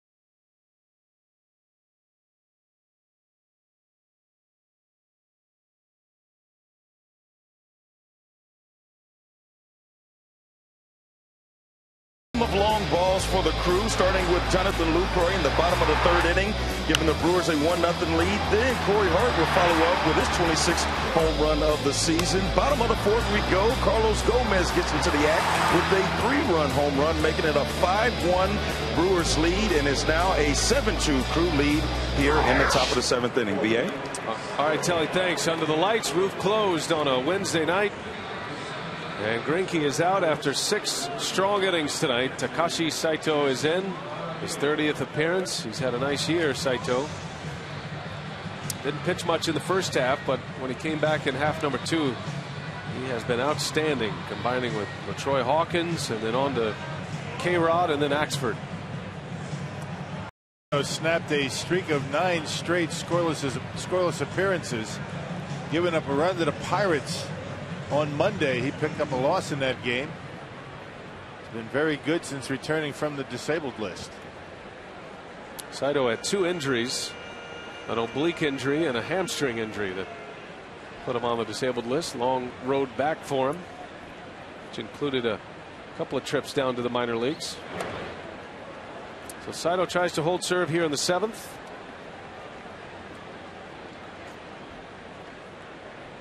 So far this one is playing out exactly as Ron Roenicke hoped. Minimal pitches tonight from Greinke, just 74 pitches to get through 6 innings in this game, and now he gets a chance to have his relievers put an inning of work on the board as well. Yeah, you might be right. He might be thinking about bringing him back. We'll see. Ideally, you'd like to have Greinke at home, mark him on the road. That's been discussed ad nauseum over the last week or so, but that's the way it is. That's the way the numbers stack up.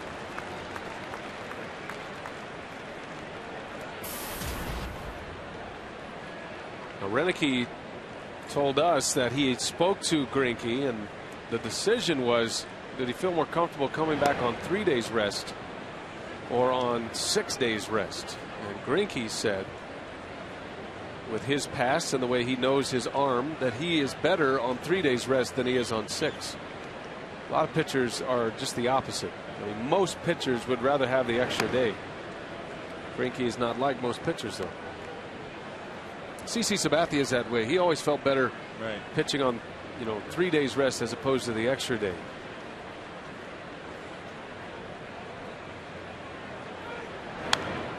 Well, you have to, really appreciate the fact that Ron Roenicke, goes to his pitcher and asks them how they think about it and what they feel is best for them. What in your career has worked out better, and not just making the decision on his own. He and Rick Kranitz getting together and saying, this is what we're going to do, and they incorporate the opinion of the pitcher himself. You got to like that. Of course, Greinke has certainly put up the numbers and has been around long enough to be able to, afford that luxury.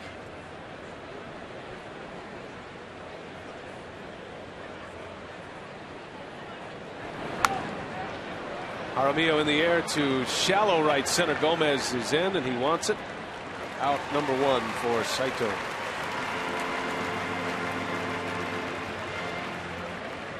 Kosuke Inaji, the translator for Takashi Saito, keeping the book.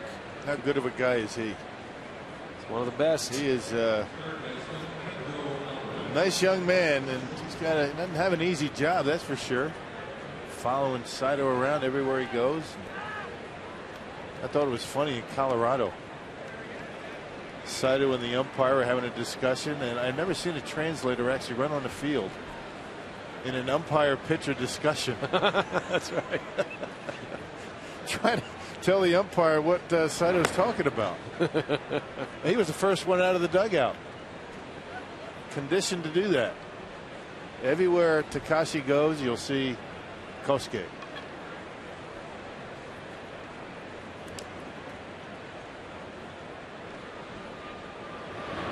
Alvarez takes a strike.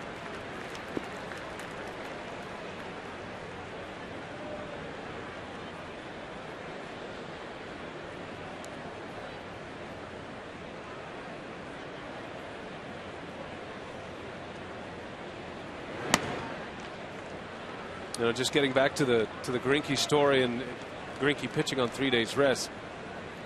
It'd be one thing if Roenicke had seen Zach Greinke, if he had, grown up with him in the system, if you will.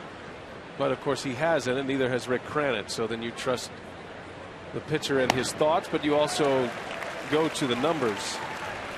Greinke twice in his career has made starts on 3 days rest, and he has amassed 10 innings.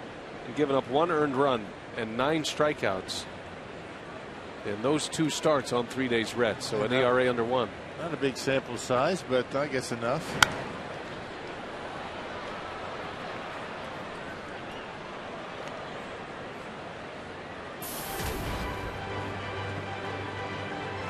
Should be a very interesting Brewers Live postgame tonight.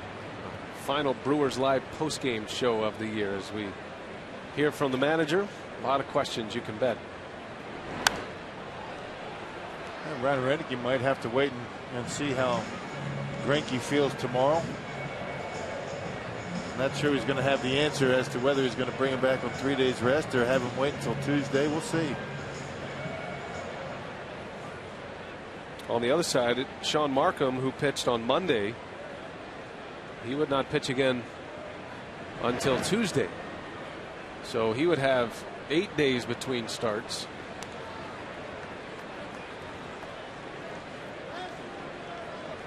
And we saw Yovani Gallardo pitch a simulated game, before batting practice yesterday, getting a little bit of a tune up for his starting game 1.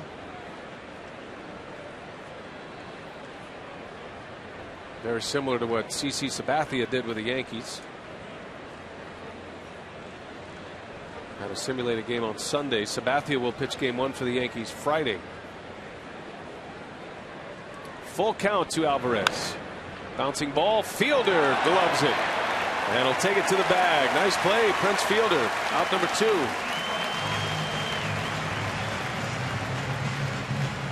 Well, Sato's gone to full counts in the first 2 hitters in this inning. Been able to throw strikes and get the outs. Nice play by Prince down the line. Able to pick it and take it himself. Able to play the short hop and sure-handed and gets the out number 2.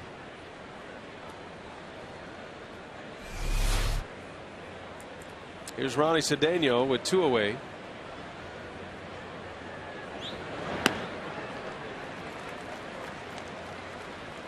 It is raining in Baltimore tonight. The Red Sox and the Orioles delayed by rain. It's 3-2 Boston in the 7th inning.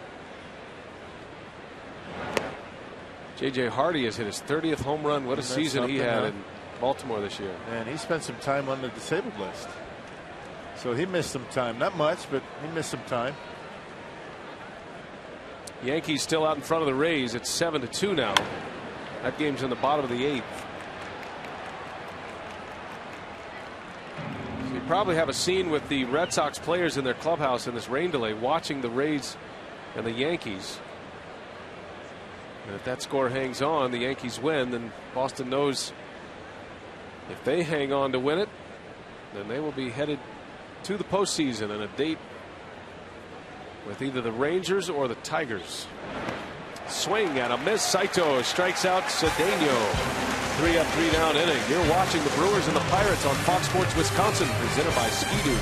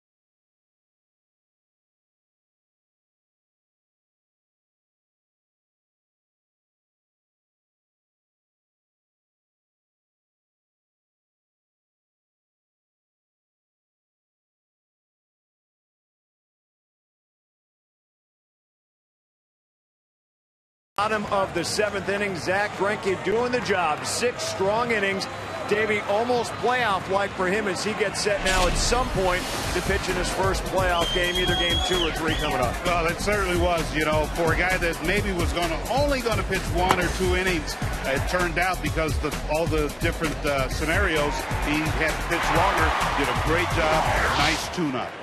So the Brewers now a 7-2 lead, and we'll continue to keep track of what's going on around baseball on our Brewers Live post-game show. The Brewers hang on here. Obviously, they will get home field advantage. That was the key here tonight.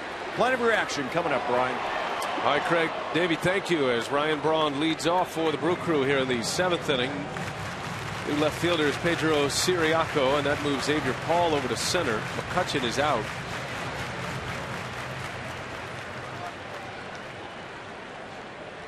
Seven to 2 Brewers. 3 home runs in the game. Hart, Lucroy, and a 3-run homer by Carlos Gomez. Really the big moment in this game. Braun is 0 for 3 tonight. He does have a stolen base. He reached on a fielder's choice in the 5th inning.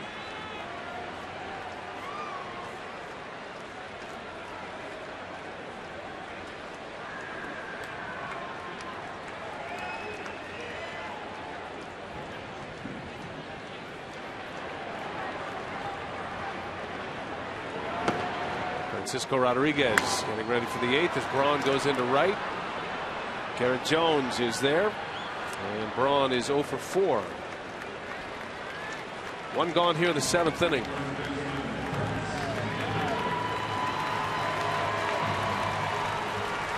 Here comes Fielder. Brent is 1 out of 3 in this game. He doubled in the 4th inning.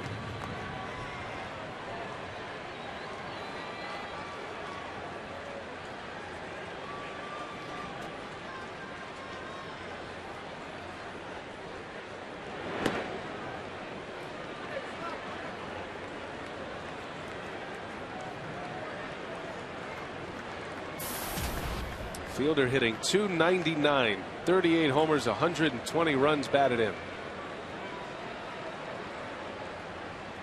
And that one's inside.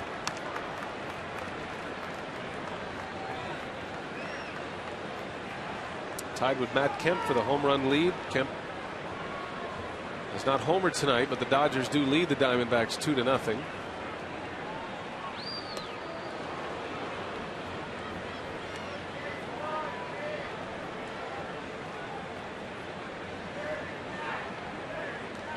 Prince talking to himself, saying, let's get back into it. Took a wild swing. A little meeting with himself and get back to that good approach.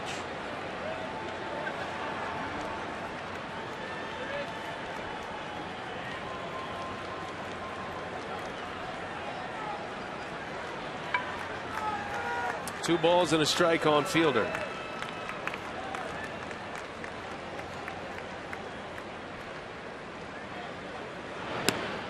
Inside ball 3. 2 years ago, the year Fielder drove in 141, he tied Ryan Howard, and those two led the major leagues in RBIs. Fielder hit .299. It's as close as he's gotten to the 300 batting average. That one's way inside, almost hit him. Fielder draws the walk. And will he get another at bat? We'll see. Let's give me some updates here, Rock. A lot going on here in the last few moments. Chris Carpenter finished the game against the Astros, a complete game 2-hitter, 8-0 St. Louis win. So they will wait the outcome of the Atlanta Braves and the Philadelphia Phillies, who are now in extra innings, and that game is tied at 3 going into the bottom of the 10th. Now the drama is going on in Tampa Bay, or in St. Pete, I should say. Right. Where the Rays just put 6 runs on the board. They were down 7-0 in the bottom of the 8th. And the Rays score 6 runs. They got a 3-run homer from Evan Longoria. And it is now 7-6 Yankees going to the top of the 9th inning. How about that, huh? Man. And it's still raining in Baltimore. The Red Sox with a 3-2 lead over the Orioles in the 7th. And they're in a rain delay. A 6-run inning. That'll be interesting to see if it keeps raining. I mean, they could call that game. That's an official game. Oh, man. How would that be? How do you think Charlie Manuel feels about extra innings for his club? Right. He's loving that, isn't he? Prior to the postseason, Charlie Manuel's Phillies have already wrapped up not only the best record, of course they are division champs, they have home field throughout. As long as the Phillies are in the postseason, they'll have home field advantage.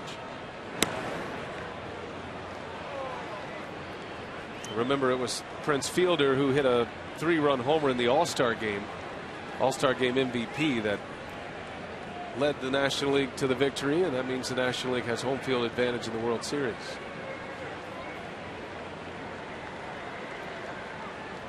Ball and 2 strikes on Weeks. 2-2. That blown save by Craig Kimbrell of the Braves tonight, giving up a run in the 9th to the Phillies, guarantees John Axford will lead the league in saves through 162. If Axford should end up in a save situation tonight, of course, could add to that.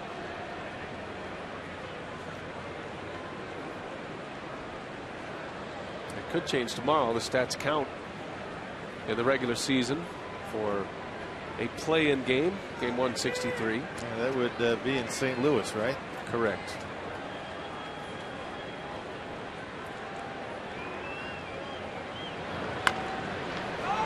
Chopper over to Alvarez. He'll go to second for 1. And that's all the Pirates get. 2 outs in the inning.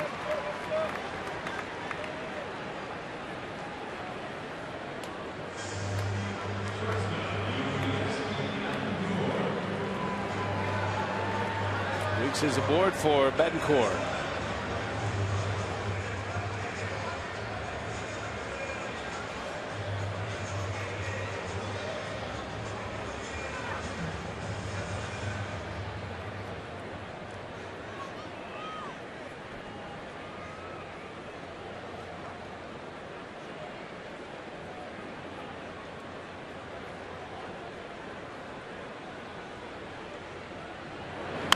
On the first pitch, in the air in the infield.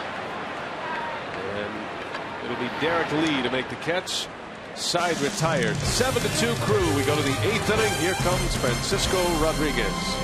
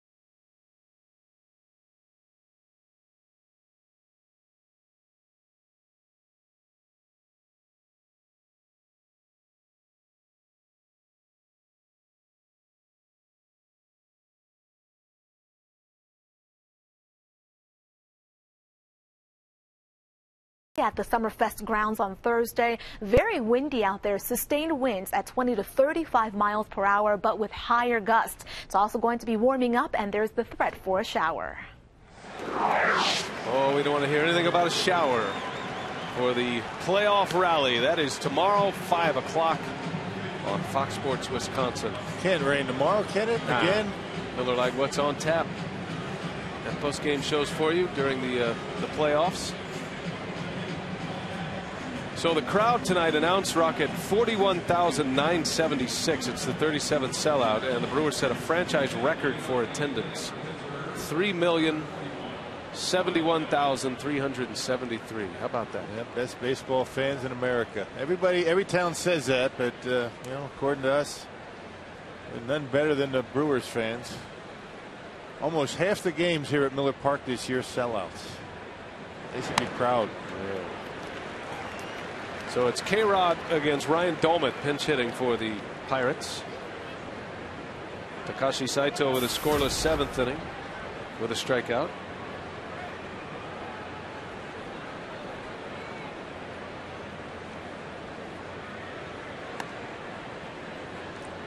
Part of the plan tonight for Ron Roenicke and Rick Kranitz was to make sure his winning relievers, the relievers that pitch when the Brewers are tied or they have the lead, Saito, K-Rod, Axford, that they get some work tonight, because the Brewers will not play again until Saturday.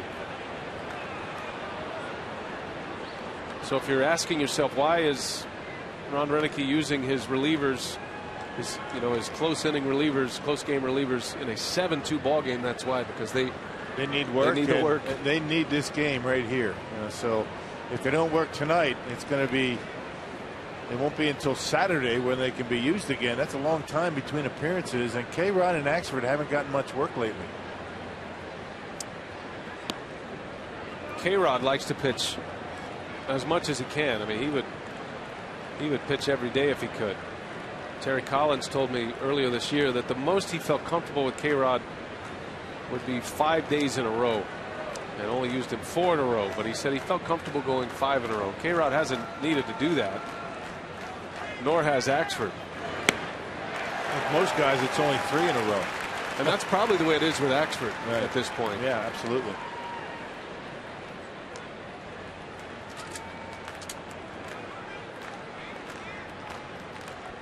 And we apologize for our technical difficulties.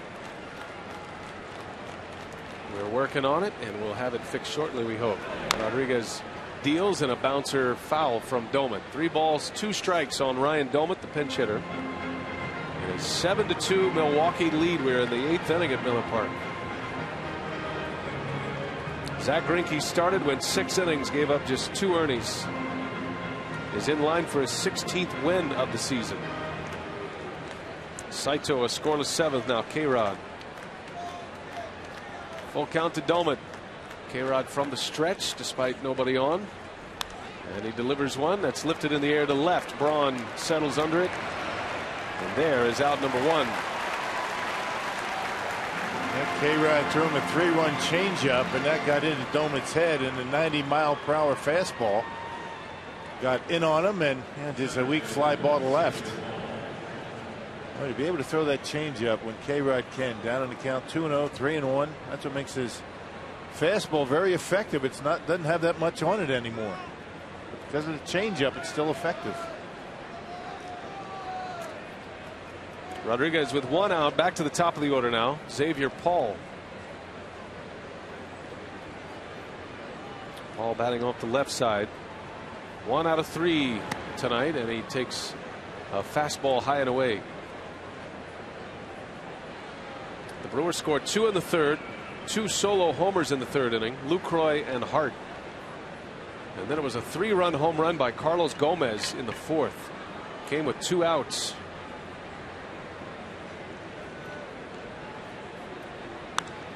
And a fly ball to center. Left field, actually slicing over to Braun, and he's got it for out number 2. Just so you know, we are tapping into our video signal from our friends at Root Sports and the Pirates telecast. Still hearing our voices, but we're having some trouble with our video signal tonight, and we're working to get that back for you. But the pictures you're looking at, the images, are from Root Sports. A little bit different graphic look.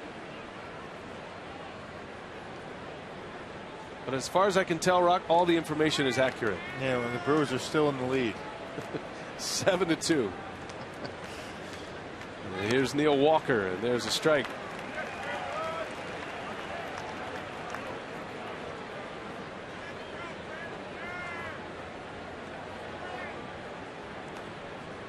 Walker with 4 hits in the series, had a double his last time up against Greinke, and scored the second Pirate run. In the air, hit well, left center. Gomez on the run at the track, and it's off the wall. Braun will retrieve it as Walker with his second double of the game. A 2-out double. That guy can hit. He's been very impressive from what we've seen from Neil Walker, and the thing that makes him most dangerous is he's pretty good from both sides of the plate. He's a switch hitter. You can see him take that fastball, middle in, middle, and he just drives it high off of that wall out there in left center. Good job by Brawny to back it up to hold him to 2. And instead of McCutchen, it's Siriaco. Didn't miss by much.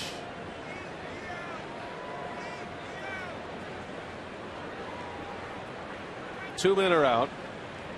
A runner at second, and Siriaco batting for the first time.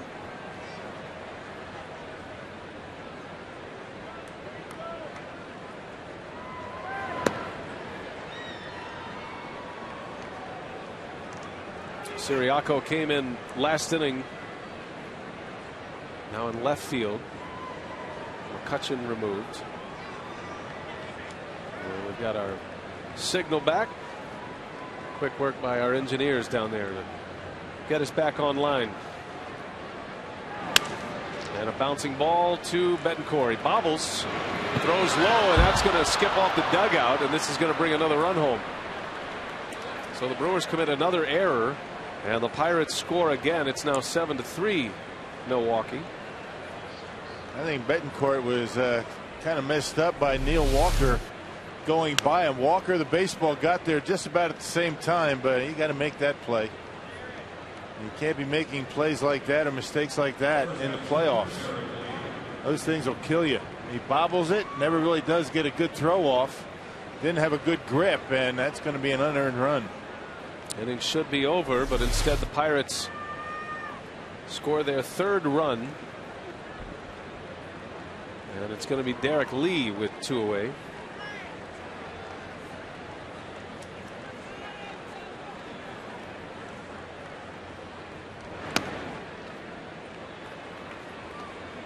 Hey, we want to send out our best to one of our terrific camera operators, Will Tinsley. He was hit by a ball earlier today during the Brewers' early work. He was out working on the field in a stray throw and came and hit him in the head, and he was treated, went to the hospital. He's okay, but we just want to send our best to Will, and we've been told it's nothing too serious. He's going to have some headaches, but yeah, we appreciate all the hard work and hope he'll be on his feet real soon. Dangerous work out there. I don't know if people realize, as cameramen and women, folks on the field, you never know. They're attentive to what they're doing and really don't see a baseball coming at them. Yep. There's the man in harm's way most of the time, Keith Wood. Ball and 2 strikes. Derek Lee lays off.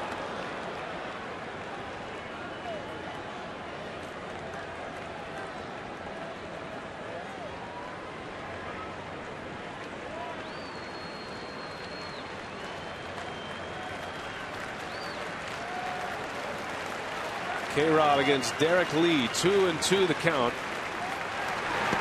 And a strike called. Lee is rung up and he's barking at Bill Welke. Francisco Rodriguez strikes out Derek Lee to end the inning. The Pirates get an unearned run. It's 7-3 Crew. We go to the bottom of the 8th.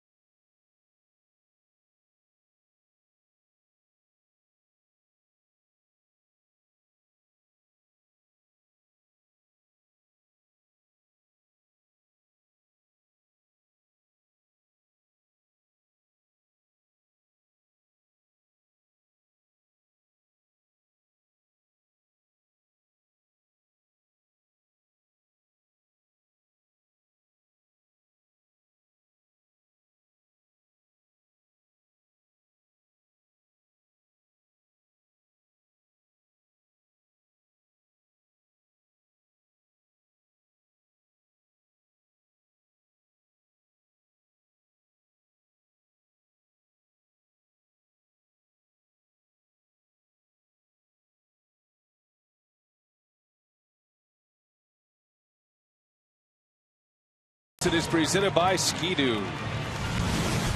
Back at Miller Park, Milwaukee, final regular season game of the season, and the Brewers have a chance to set a franchise record for victories. Win tonight would be their 96th win of the year.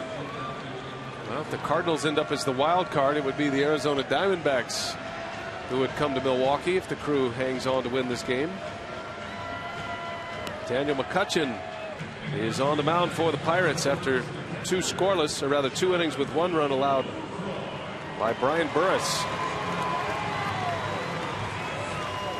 The Tampa Bay Rays are down to their last out against the Yankees. It's 7-6, 9th inning. Joe Girardi not going with Mariano Rivera to close this game. How are the Red Sox feeling about that? See Jonathan Lucroy at the plate, presented by Wendy's. Solo home run got the Brewers started in the 3rd inning, first run of the game. Brewers got 2 solo home runs in that 3rd inning. Lucroy and Hart. A bouncer to Cedeno. Out number 1. Our Ho Chunk Gaming text question, Rock. Our final text question of the year. Randy in De Pere wants to know, do you agree with the Mets' decision to pull Jose Reyes after his first at-bat today? I don't think it, I mean, most teams are going to do that. I mean, most guys are going to do that. Now, you can't blame the Mets. The Mets, I would imagine Terry Collins said to Reyes, we're going to start you. You play as long as you want. You know, you're protecting a lead in the batting race, and that happens most of the time. I mean, very rarely is a guy that's leading the league in batting going to play the entire game, particularly if it's pretty close.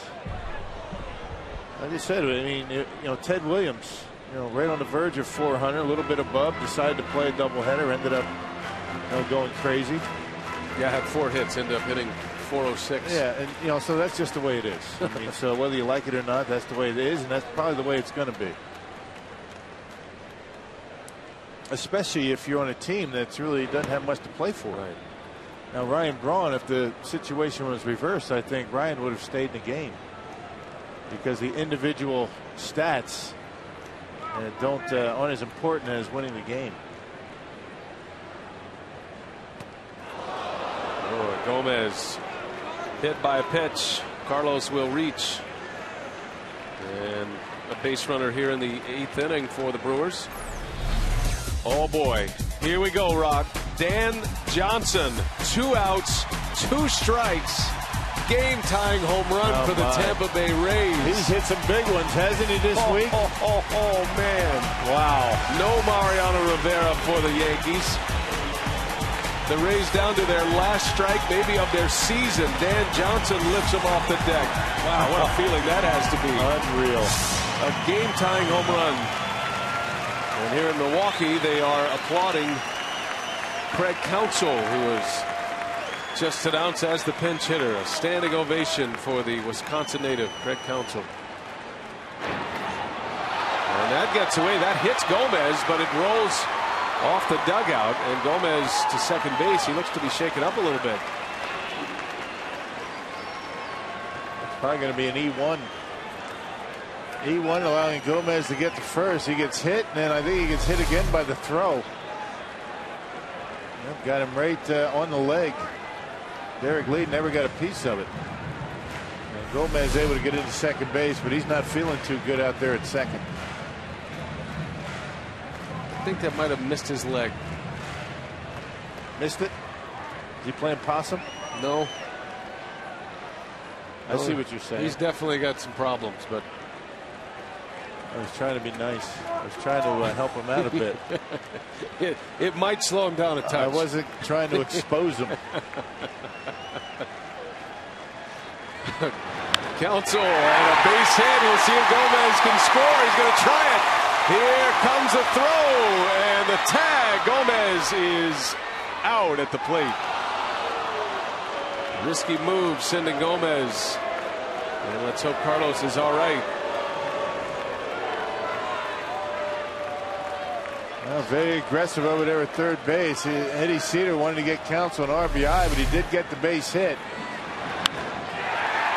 And a healthy Carlos Gomez might have scored on that a little bit late breaking. Not sure it was going to be caught, and he gets thrown out easily at home plate. A nice throw out there from Xavier Paul. Good arm right on the money. You see a little bit of a delay getting toward third base. Eddie sends him, and Carlos Gomez an easy out. He never touched home plate. Let's just hope that injured collarbone is all right. That's the scary part of this play.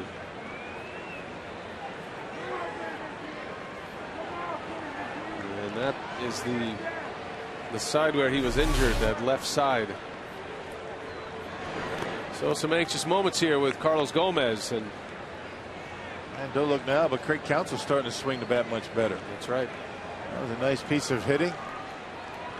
Able to dump one into center field and almost was able to get his RBI.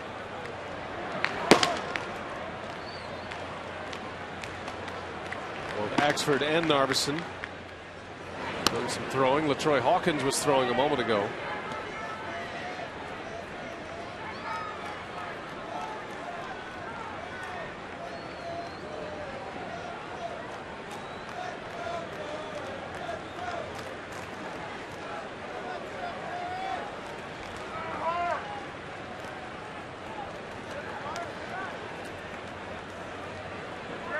I'm still thinking about the Dan Johnson home run.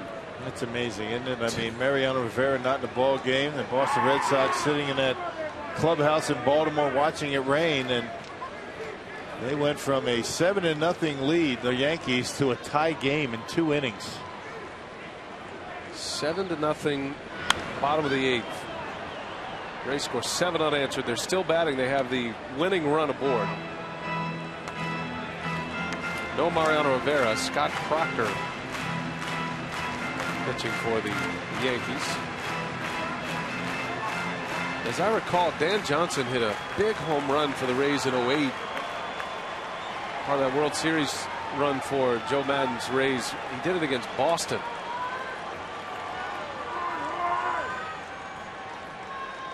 Counsell takes off, and there's a called strike 3. The inning is over. Side retired to the 9th. The Brewers are 3 outs away from home field advantage in the LDS.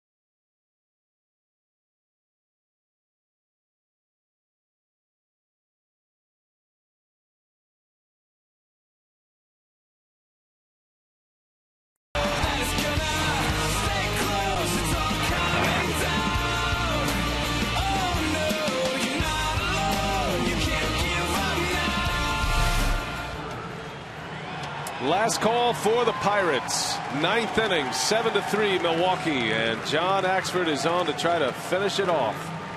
Not a save situation, but Axford has had a great year, an amazing year, a bounce back season that everybody wondered if he was going to be able to come back after that opening day blown save.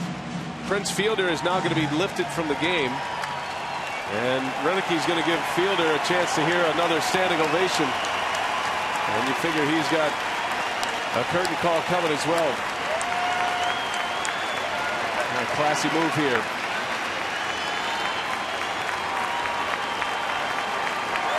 As he played his final regular season game as a Brewer. You know he has postseason games coming. Crowd wants him to come out.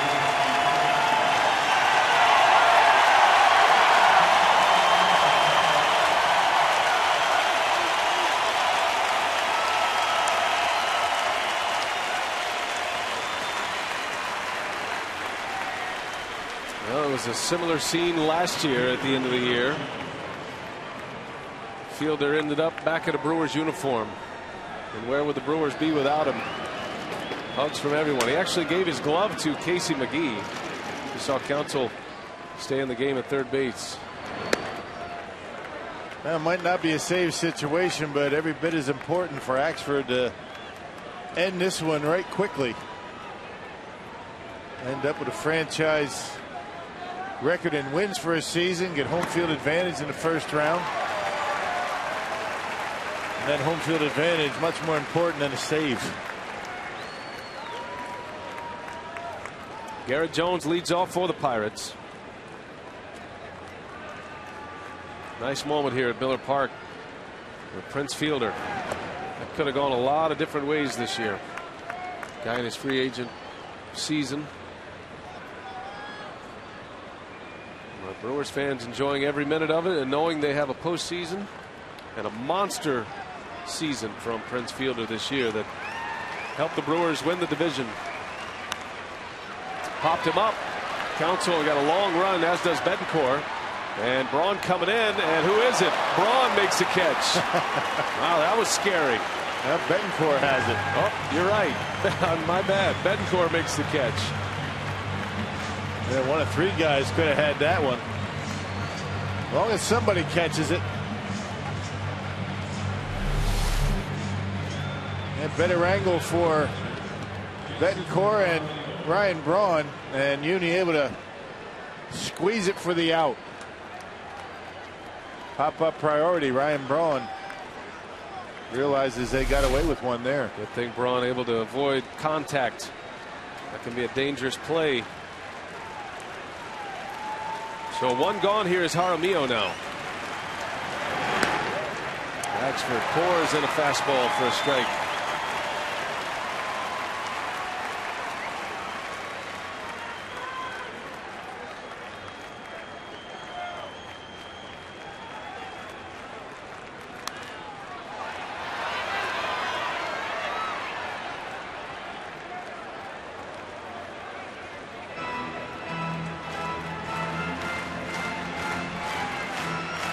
Brewers some early runs tonight. A 2-run third inning. They put 3 on the board in the fourth. Added single runs in the 5th and the 6th. Those tack-on runs so important. Zach Greinke, a chance to win number 16 of the season. And that one didn't miss by much. 1-2 the count. Carlos Gomez is our Menards player of the game. And his 3-run home run was a big one. Made it a 5-1 ball game at the time. Yeah, big sigh of relief, big deep breath in that dugout after that one.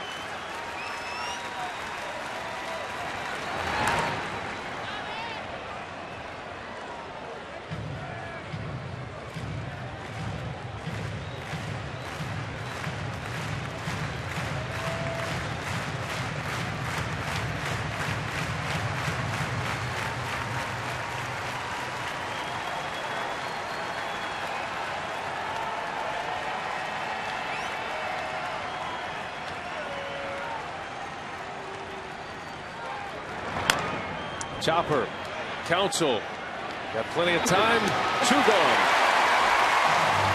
1 out away from wrapping up the regular season in 2011 in front of record-setting crowds this year. And a sellout crowd tonight on their feet. 1 out away from a franchise record in wins. It'd be win number 96 for the Brewers. No team in the history of the franchise has won 96. Soak it up, folks. The fun's about to start.